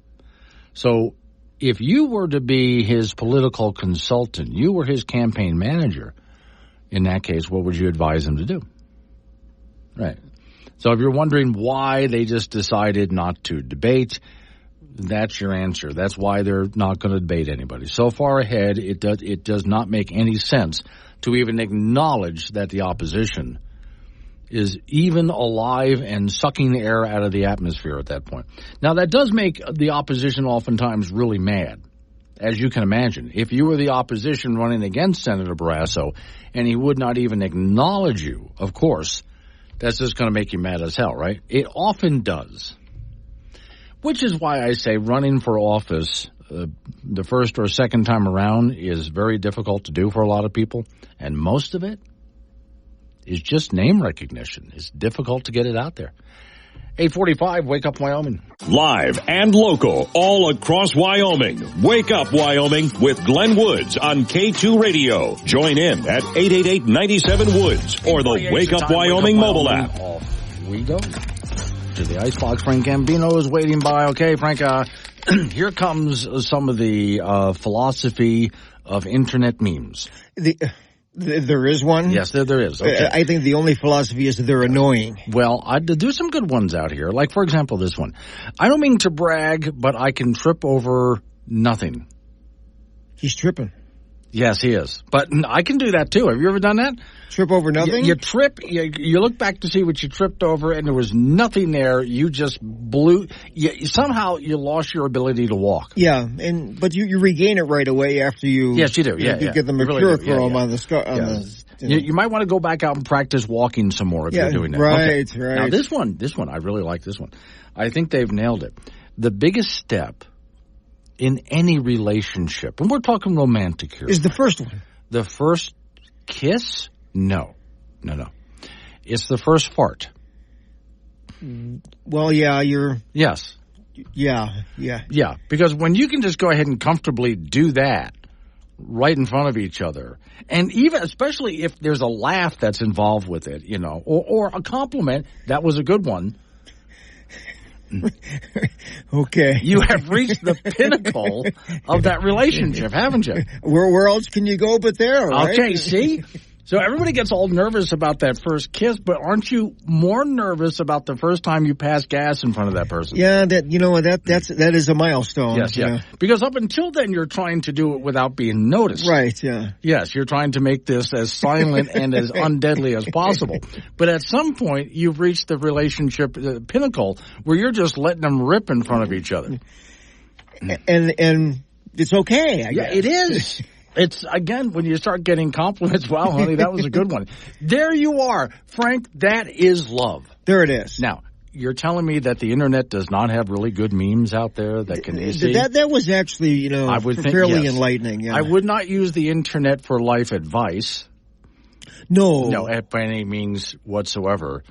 But, I would go, I'm going to go ahead and write that one down. And someday if I get into a relationship again, I'll bring that up. And say, hey, we have arrived. All righty. Major League Baseball, the Colorado Rockies losing again. This time to Cincinnati on the road, 12-6 yesterday. The Reds scored 5 runs in the second inning. Colorado starting pitcher Cal Quantrill was in there for 2 innings, surrendered 5 runs. Rockies are a brutal 32-16. They have the worst record in the National League and the second worst in Major League Baseball.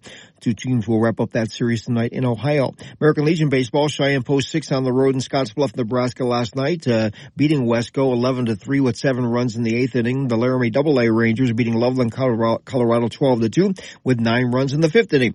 Tonight, the Cheyenne Eagles will be in Scottsbluff. Both Post 6 and the Laramie AA Rangers will be in the Fort Collins tournament starting tomorrow, and the Casper Oilers will be in the Bozeman, Montana tournament tomorrow. Collegiate Baseball, the Casper Spuds of the Independence League over Hastings, Nebraska on the road last night, 12-8. That's 20 wins in a row for the Spuds. They are overall record of 30-4. Spuds won the first half of the Independence League season, so it's been so far so good. Those teams will hook up again tonight in Nebraska. Boys high school basketball, Cheyenne Central has hired longtime assistant Randy Philbin as their new head coach. He has been an assistant with Central for 17 years, plus he spent some time over at Cheyenne South. He'll replace Jim Schaefer, who will be an assistant coach at Neosho Junior College in Kansas next season. The PRCA Central Wyoming Rodeo moving along tonight at the Central Wyoming Fairgrounds in Casper. Last night was the first session, and it certainly is a busy time for these contestants. The top 12 in this rodeo will qualify for the short go on Saturday, so the qualifying rounds are Tuesday, Wednesday, Thursday, and Friday. Then Saturday's the short go, and more than a few cowboys and cowgirls with Wyoming ties competed yesterday. Some fresh off some performances in the College National Finals Rodeo in Casper. Tonight's performance begins at 7:30 at the Central Wyoming Fairgrounds, and that's it in sports. Okay, and of course Frank will be there covering everything. Well, I like to, I look at the rides, and and look at the rodeo stuff, right. And the parade was good yesterday. Yeah.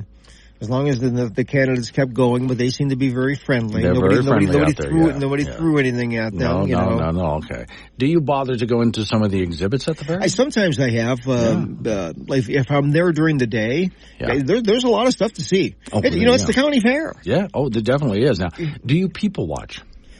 Absolutely. Okay. To me, people watching at the county fair is every bit as much fun as people watching at Walmart.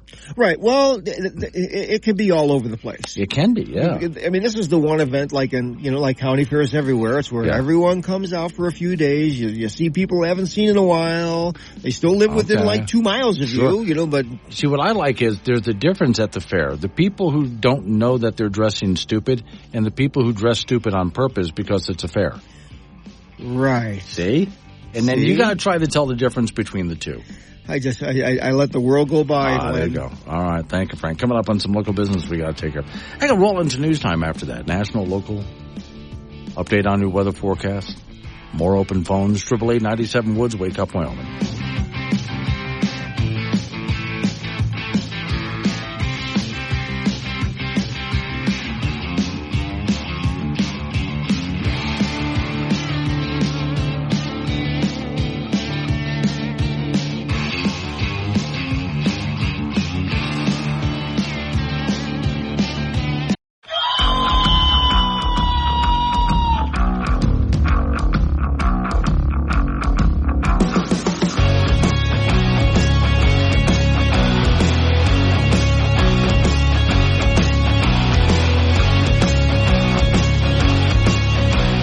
Six of time. Wake Up Wyoming Wednesday, and over the hump we go.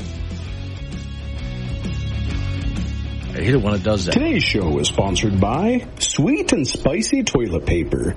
Because life is, life needs... Okay, I don't know why you would need this. But it's a great gag gift. I said I hate doing that. I hate it when it does that because every once in a while, this computer, I got to do something to it here. I click on something to play, and it just sits there and waits a minute.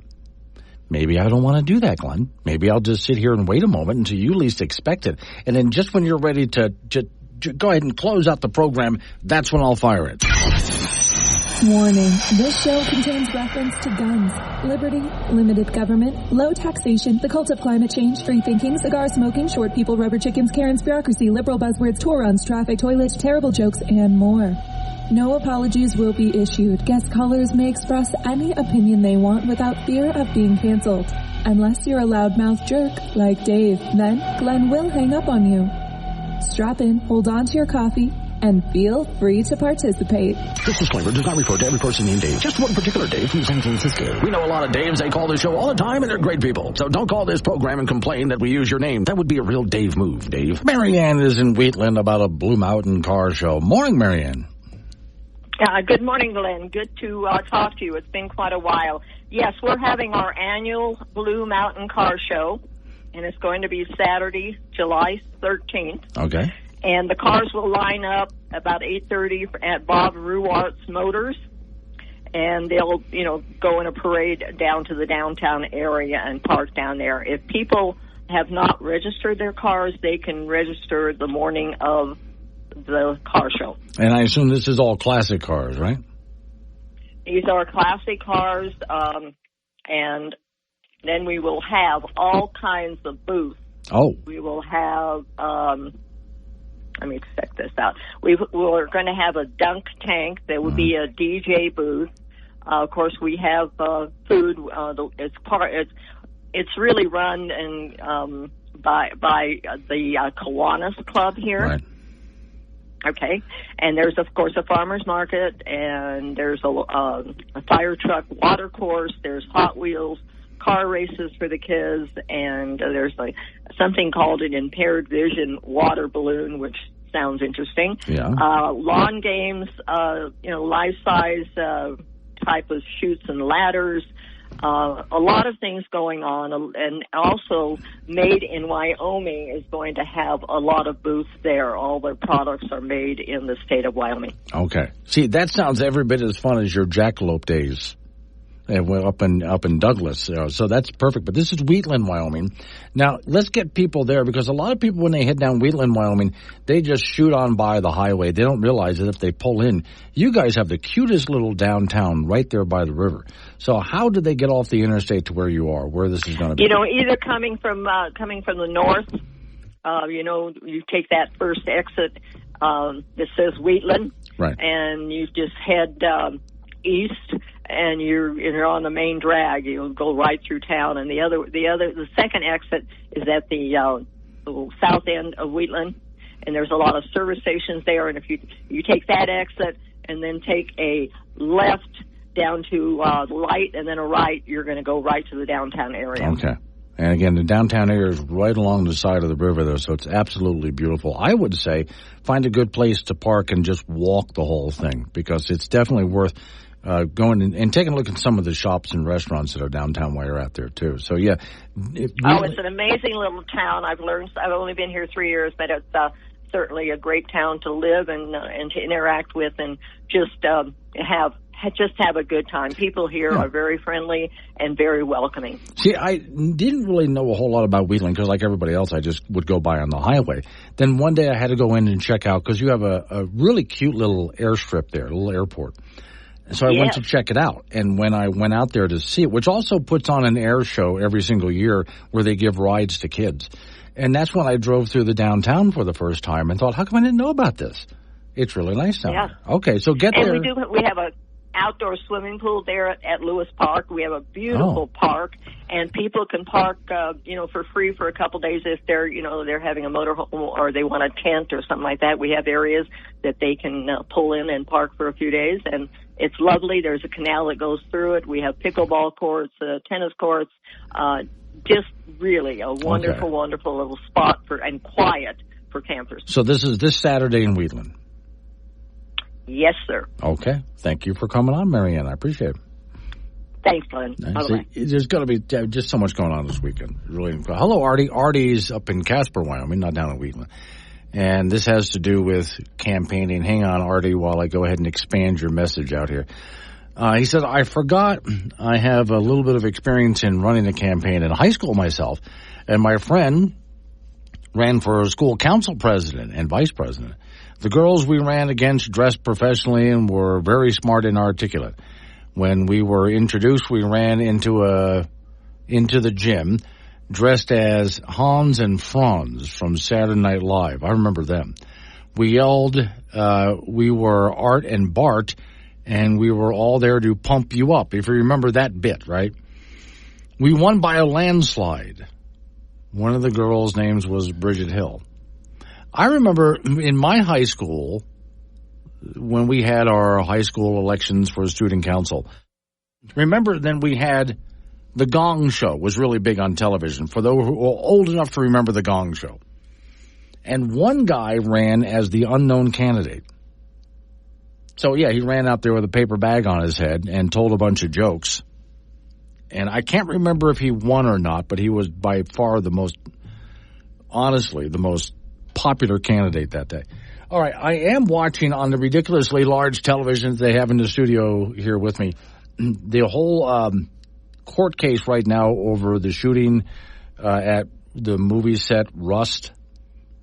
Yeah, okay. And this is, in fact, let me call up, because I know right now all of what the judge, I should say, is doing so far is just letting the jurors know what their instructions are for this. All right, but this is the Alec Baldwin case. And I go back to, we'll see what happens, because this is a manslaughter charge.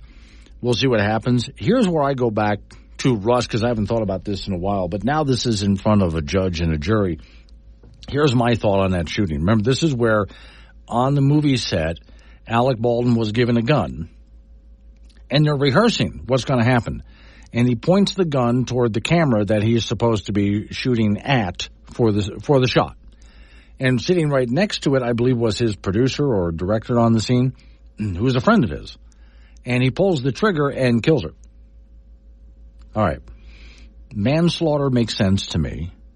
The only thing that I give Alec Baldwin major points off is this.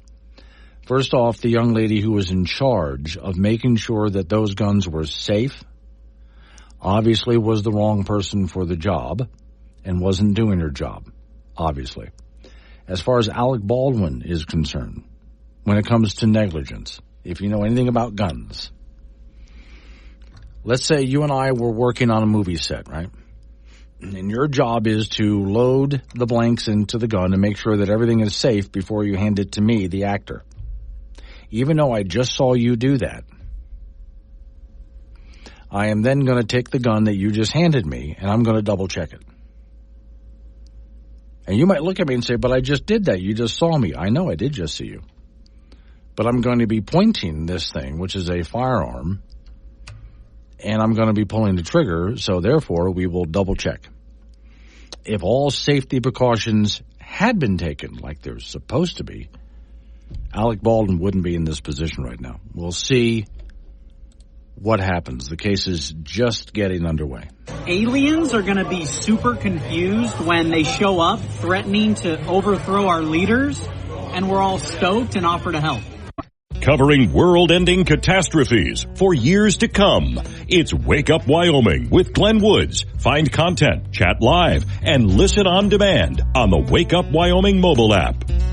9:21's the time. It's Wake Up Wyoming. All right, 888-97 Woods, the phone number, 888-97-WOODS. Reminder one more time, it'll be Thursday night in Casper, Wyoming at the Ramkota Hotel. Starting at 5:30 is when the doors open. Then it's an opportunity to get in on a community meeting for those people concerned with the gravel pit, whether you're for or against. That's been suggested for Casper Mountain, whatever side of the issues that you're on. So there's a discussion about it, and then there's an open forum with questions and so on from the audience. I'm the host of that thing.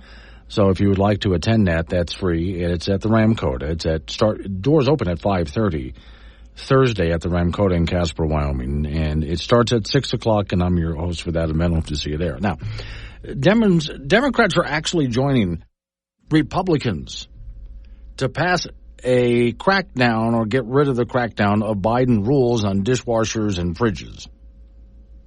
And we've talked about this before, I know, but here's the Biden administration using the rulemaking process when it comes to trying to make your refrigerator and stoves, especially gas stoves, more clean and green and good for the environment.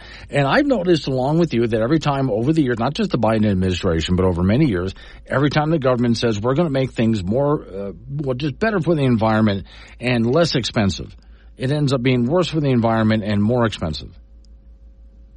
Plus, there's a problem of using the rulemaking process through the bureaucracy to get this done, instead of going through Congress, which is why in a rare moment there are some Democrats that are joining with Republicans to try to get something passed in the House and maybe even in the Senate We'll see what happens when it gets to the president, but there's ways that we can get around this even through the courts. And, of course, we have another election coming up. Maybe then we can also get rid of these rules. But this is even what some Democrats have noticed.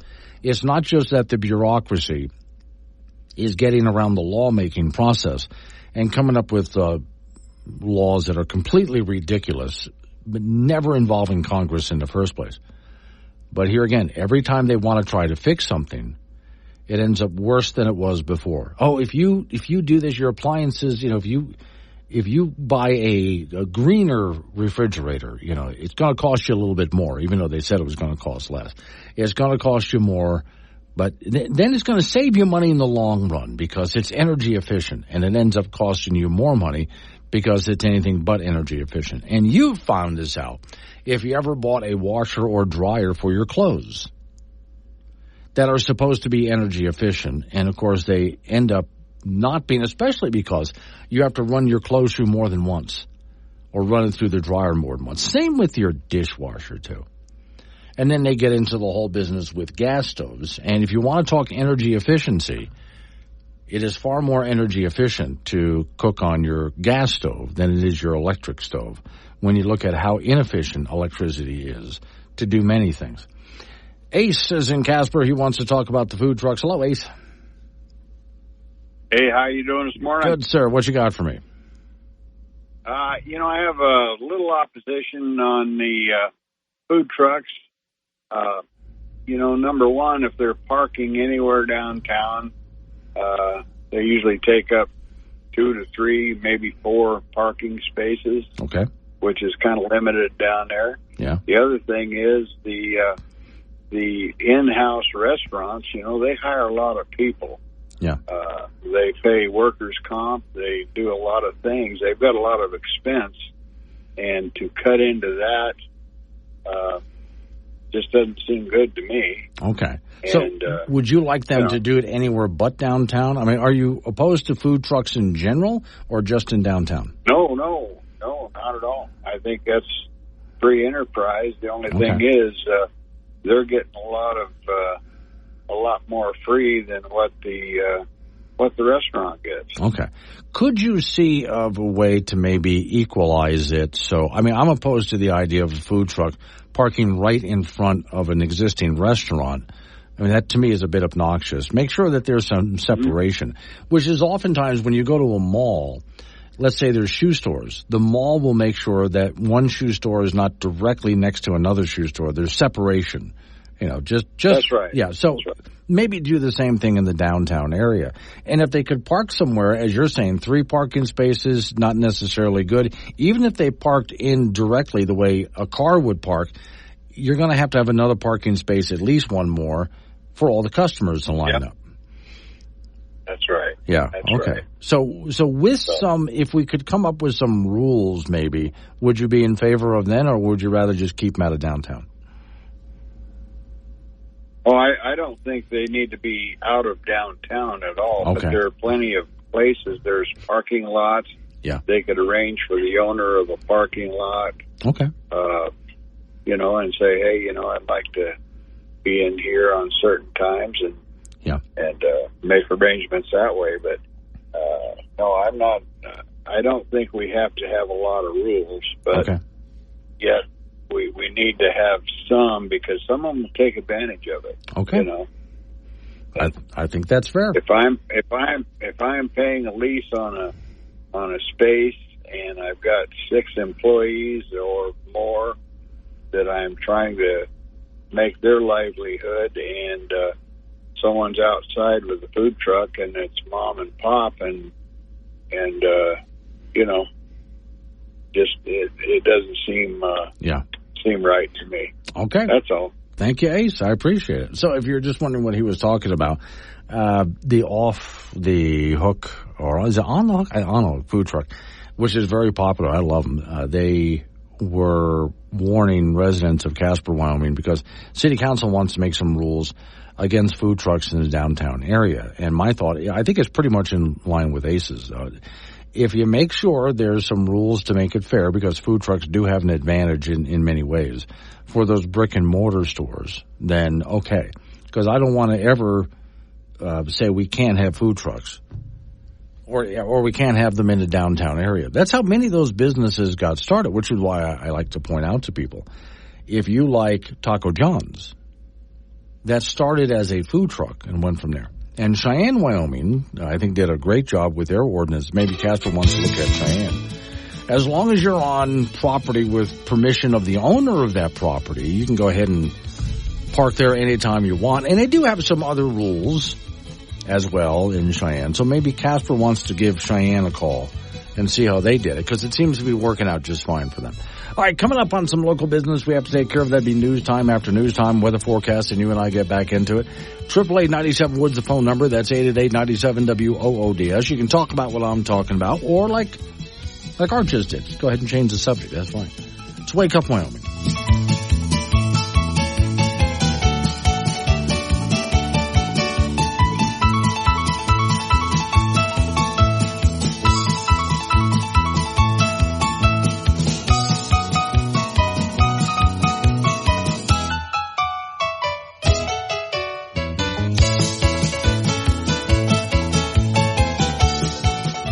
Sure, this show is sustainable. We sequester all gas emissions to one room. Wake Up Wyoming with Glenn Woods, live on AM 1030 and FM 95.1, weekdays at 6.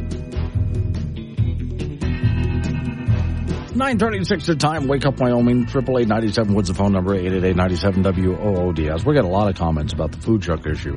And it's not just for, I know right now it's a Casper issue, but Cheyenne's had the same problem. And some other towns around the region have had problems like that as well, especially smaller towns. But there are food trucks that make a living across the entire region. And they are loved. But then again, we want to be fair to the brick and mortar stores. That's what the conversation is a bit about. All right. Wyoming celebrates another year of statehood, and that is today, July 10th, in case you didn't know. So according to the website, wyominghistory.org, Wyoming's territorial delegate to Congress, Joseph M. Carey, had proposed statehood as a bill for Wyoming in March of 1890. There had been previous proposals that had gone nowhere in Congress, but this time his proposal had gained some traction. There was, believe it or not, there was opposition to statehood at first. According to the website, there was some opposition to Wyoming statehood from Democrats. Damn it, Democrats. You again. Who suspected that Wyoming would tend to vote Republican. You think?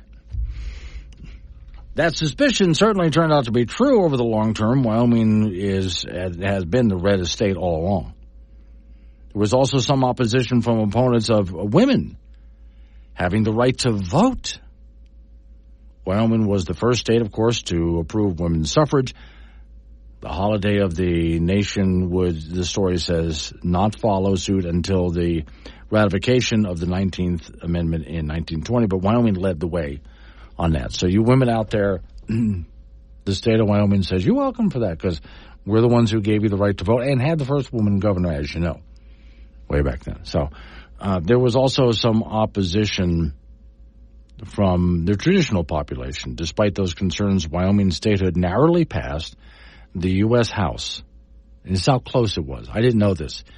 139 to 127 was the margin. The bill had an easier time in the Senate, 29 to 18. But still, there were people who were opposed to Wyoming becoming a state. Mostly Democrats. Damn it, Democrats. President Benjamin Harrison signed the Wyoming Statehood Act July 10th, 1890. That makes July 10th, 2024, Wyoming's 134th anniversary as a state. It's been 134 years. Cowboy State achieved statehood just one day after our neighbors to the west, Idaho. Wyoming became the 44th state. Only Utah, Oklahoma, New Mexico, Alaska, and Hawaii have achieved statehood after Wyoming.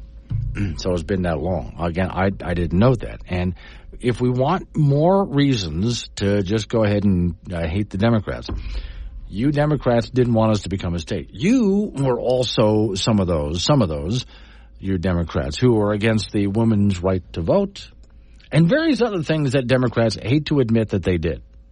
For example, it was the Democrats who we fought against in the Civil War, trying to free the slaves. It was the Democrats who wrote the Jim Crow laws, and it was the Democrats who formed the KKK to enforce those laws. And Democrats hate that. When you bring that up, the parties switched. No, they didn't. But they just hate that idea that they were the ones who did all of that. And then they didn't want Wyoming to become a state. So, all right. I just, at this point, though, Wyoming, I think, has been pretty much red. We've had some Democrat, like we had Democrat governor. And there was a time there were far more Democrats in the Wyoming House and the Senate than there are now. There was a time that Wyoming was more Democrat-Republican split than it is now. I don't recall a time that it was ever a complete Democrat-led state, but it's gotten close a few times. Morning, Paul. Paul's in Casper. Like them all, there's consequences for customers or consumers as well. Maybe he's talking about the food trucks. Maybe the brick and mortar shuts down and opens their own food trucks instead. I've thought about that. Why don't brick and mortar stores go ahead and put food trucks out there if they can? Because it would certainly help their business quite a bit. Becky and Cheyenne food trucks. What I think is funny about Cheyenne food trucks is there is a spot off the Converse and Pershing roundabout that says food truck stop here, but I've never seen a food truck there. Chet and Yoder, you ever look at washing machines and the water they use? Oh, my God. Yes, they do use a lot. And they're supposed to be using less, but that's not happening because you end up using your washing machine more than once when you get one of those so-called energy and water efficient ones. So they're not. Wild Dog is in Buffalo. Morning, Wild Dog. I'm the campaign manager for Mark Jones running for House District 40. Okay, in Sheridan. We have never received an invitation. Aha. Okay, I tell you what. I will pass this note along to Miss Mary, and we'll make sure that he gets on the program. Because we're trying to get as many candidates on as we possibly can to this. So I'll see that Miss Mary goes ahead and gives you a call. Do I point out that it's not cow? Like, hamburger is a pig. Everyone knows ham comes from pig. Holy Moses on a rocket-powered pogo stick. Bless her heart. Wait till she finds out about buffalo wings. It's going to absolutely blow her damn mind. Glenn Woods. He talks to you, not at you. Be part of the show at 888-97-WOODS. This is Wake Up Wyoming on K2 Radio.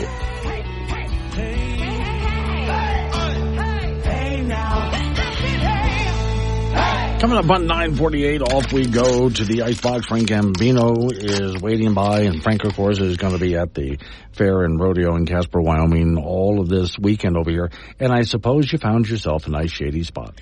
There's not too much shade there. Oh. Well, on the carnival side, yes, a little bit.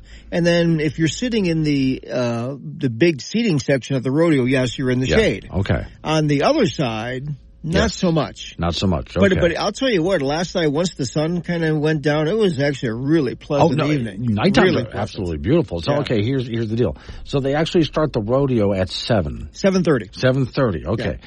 Which means by then, if you sit on the proper side, you're in the shade. Right. And then you'll get a little bit more shade as the sun goes down. So I would suggest then you get there plenty early enough to get the shaded side. Well, I have to stand in a certain spot, rain or shine. Why? Because to take photographs and video and stuff. Okay. Glenn, I'm like the male. Okay. Yes. Rain, sleet, snow, sunshine. So are you out in the sun while you're taking pictures? Yeah, for the most part, because at 7:30 the sun is still up. Yes. And it's kind of, it's like right almost in your eyes sometimes. So that's, it is what it is. You wearing sunscreen? Oh, yeah. Okay. Long sleeve or short sleeve? I go with short sleeves. Actually, and believe it or not, sometimes the hotter it gets is when I'll put on a long sleeve shirt. Yes. And just to keep the sun off you and keep the bugs off you. I have, and this is a southern thing, I don't know, very lightweight, although good material, long sleeve shirts with high collars, and it's meant to be outside because that material will breathe. Yes. Like you are not wearing a shirt at all, yet the arms and neck and so on are protected from sunburn. So you got to know where to get a hold of those so you don't roast yourself out there. Yeah, sunburn's a bad deal. Yeah. Big hat? Just regular baseball hat. No, you got to get something with sides on it, Frank.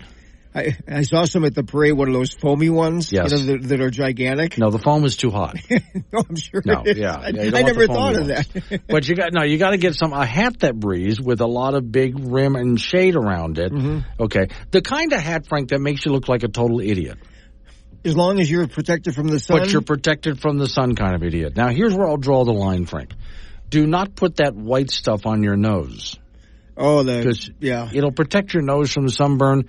But you just look stupid. And then, if you're wearing sandals, no socks. Right, except when the tops of your feet get burnt. Yeah, I understand. But especially if it's black socks and sandals. Are you wearing shorts? No. Are you wearing pants? At the rodeo? Yes. Yes. Okay, but you're not wearing shorts? No. I'm wearing pants now. A light material? Jeans. Jeans. Are you wearing jeans at the rodeo? Yes. Oh, God, no. Yes, that's the attire. Oh, my God. See, that's where you're going to just start working up a sweat again. I'll stand around and hang out. Maybe I'll have a glass of water. Do you have one of those fans that blows cool water in your face? No, I don't need that. Oh, okay. All right. You just suffer like everyone else. Trying to be helpful. All right. The PRCA Central Wyoming Rodeo does move along tonight at the fairgrounds in Casper. Last night was the first session. Very busy time of year for these contestants. They are running all over the place to compete as much as they possibly can in the summertime. Now, the top 12 in each event for this rodeo, and the qualifying sessions are Tuesday, Wednesday, Thursday, Friday, will come back on Saturday for the championship short go, and that's where they write the big checks. And more than a few cowboys and cowgirls with Wyoming ties did compete yesterday with mixed results. Some fresh off a performance of the College National Finals Rodeo that was just in Casper last month. Tonight's performance begins at 7:30 at the Central Wyoming Fairgrounds in Casper. Collegiate baseball, the Casper Spuds of the Independence League beating the Hastings Sodbusters from in Nebraska on the road at 12-8. So that's 20 wins in a row for the Spuds and an overall record of 30-4. The Spuds did win the first half of the Independence League season, so it's been so far so good. And those two teams hook up again tonight in Nebraska. Major League Baseball, the Colorado Rockies will take on the Cincinnati Reds again in Cincinnati to wrap up that 4-game series. The Rockies lost again to the Reds, 12-6 yesterday. Since he scored 5 runs in the second inning, Colorado starting pitcher Cal Quantrill was in for just 2 innings and surrendered 5 runs. The Rockies are just terrible. They're 32-60, the worst record in the National League. American Legion Baseball, Cheyenne Post 6 beat Scottsbluff, Nebraska on the road last night, 11-3 with 7 runs in the 8th inning. The Laramie AA Rangers, a winner over Loveland, Colorado, 12-2 with 9 runs in the 5th inning. Tonight, the Cheyenne Eagles will be in Scottsbluff. Both Post 6 and the Laramie AA Rangers will be in the Fort Collins tournament starting tomorrow. Casper Oilers will be in the Bozeman, Montana tournament starting tomorrow. Boys High School Basketball, Cheyenne Central has hired longtime assistant Randy Philbin as their new head coach. He has been an assistant at Central for 17 years and spent some time at Cheyenne South. He replaced Jim Schaefer, who is the assistant, will be an assistant coach at Neosho Junior College in Kansas next season. And that's it in sports. So how are they keeping the animals cool during all of this? Well, they're in barns in the back. Yes, okay. So they're not out there. I saw it's an amazing thing yesterday, and I forgot to do this. After the Saddle Bronc event, all the horses that are in the back pen behind the chutes, they have to put them in the barn, which is on the other side of the fairgrounds. Mm-hmm. So they kind of give everybody the high signs. Okay, here we go. Yeah. And all these horses just run right over there. Oh my Lord, they can't wait. So it's a blast. Okay. So I was wondering if they hose them down or something like that, because it's going to be hot this weekend. Yeah, they might do that in the barn area. No, okay. That would be a good idea, because I guess it's going to be like 100 degrees this weekend. Yeah, so, there's no humidity. No, but like still, though. I mean, wouldn't you like to be hosed down at 100 degrees? Well, okay. All right. Have a good time tonight, Frank. Thank you. Yeah, coming up on some local business we have to take care of. Hey, we'll roll into news time after that. National local update on the weather forecast. Wake Up Wyoming.